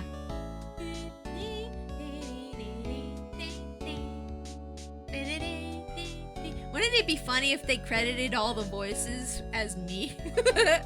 If I somehow edited it that way? What's this? I'm back from a long and tiring vacation and no one here is to greet me. I guess while I was gone, my little whippersnapper buddy quit and now I've got no one. And what kind of lonely, crazy security room is this supposed to be anyway? What with all the flashing lights and switches, I feel like some sort of space alien. And now what am I going to do with all these macadamia nuts I brought back for everyone? If I bring them over to Edgy Poo, I know exactly I can't accept these, I'm afraid. Oh, but when will I ever find a gentleman? I'm gonna miss doing Old Bag's voice for a while. She's the most fun. She's the most fun, honestly. Well, I finally found something I love to do. Franzie's Whippity Whip Trip. It's gonna turn the art world upside down. I should have realized it sooner. Self-centered, lazy, antisocial. I'm an artist. Yeah, a really good portrait artist. I'm not a loser after all. Are you saying all artists are lazy and self-centered? That's not very nice of you. The antisocial part, maybe. Maybe that guy can get. Oh, look at the picture. Wait, did he draw that? Did Larry make this? It's so cute. Oh, that's so cute. That's so sweet. Oh my gosh, my heart is so full. I'm gonna miss playing these games. Ah, that's it. That's the end. That's it. Man, what a great game series. Honestly, one of my favorite games of all time. Honestly, top 5 games for me, probably. Man, guys. Oh man, I'm so happy and sad and happy at the same time. But guys, we're gonna call it here, and we're gonna raid somebody. So let's go do our thank yous real quick and do that. Okay? Let's go.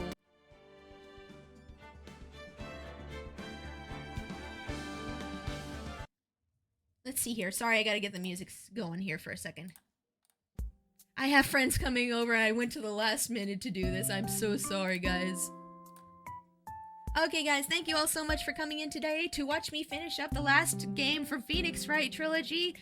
It was a lot of fun, very exciting, also kind of sad, but bittersweet. But yeah, hopefully I'll be able to play the Apollo Justice series here soon, coming up.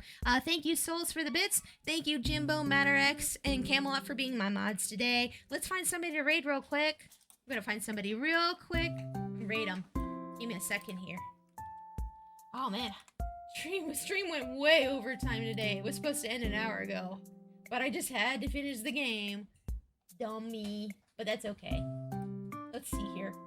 Oh, who's streaming right now? Who can we raid? Oh, let's raid Alice. Alice Flair is a cat VTuber. She is streaming... Oh, she's on a break right now. It's fine. We can surprise her during a break. She's streaming a Valhalla, which is a really fun visual novel game. So we're going to go ahead and raid her. Let me go ahead and put the command in here.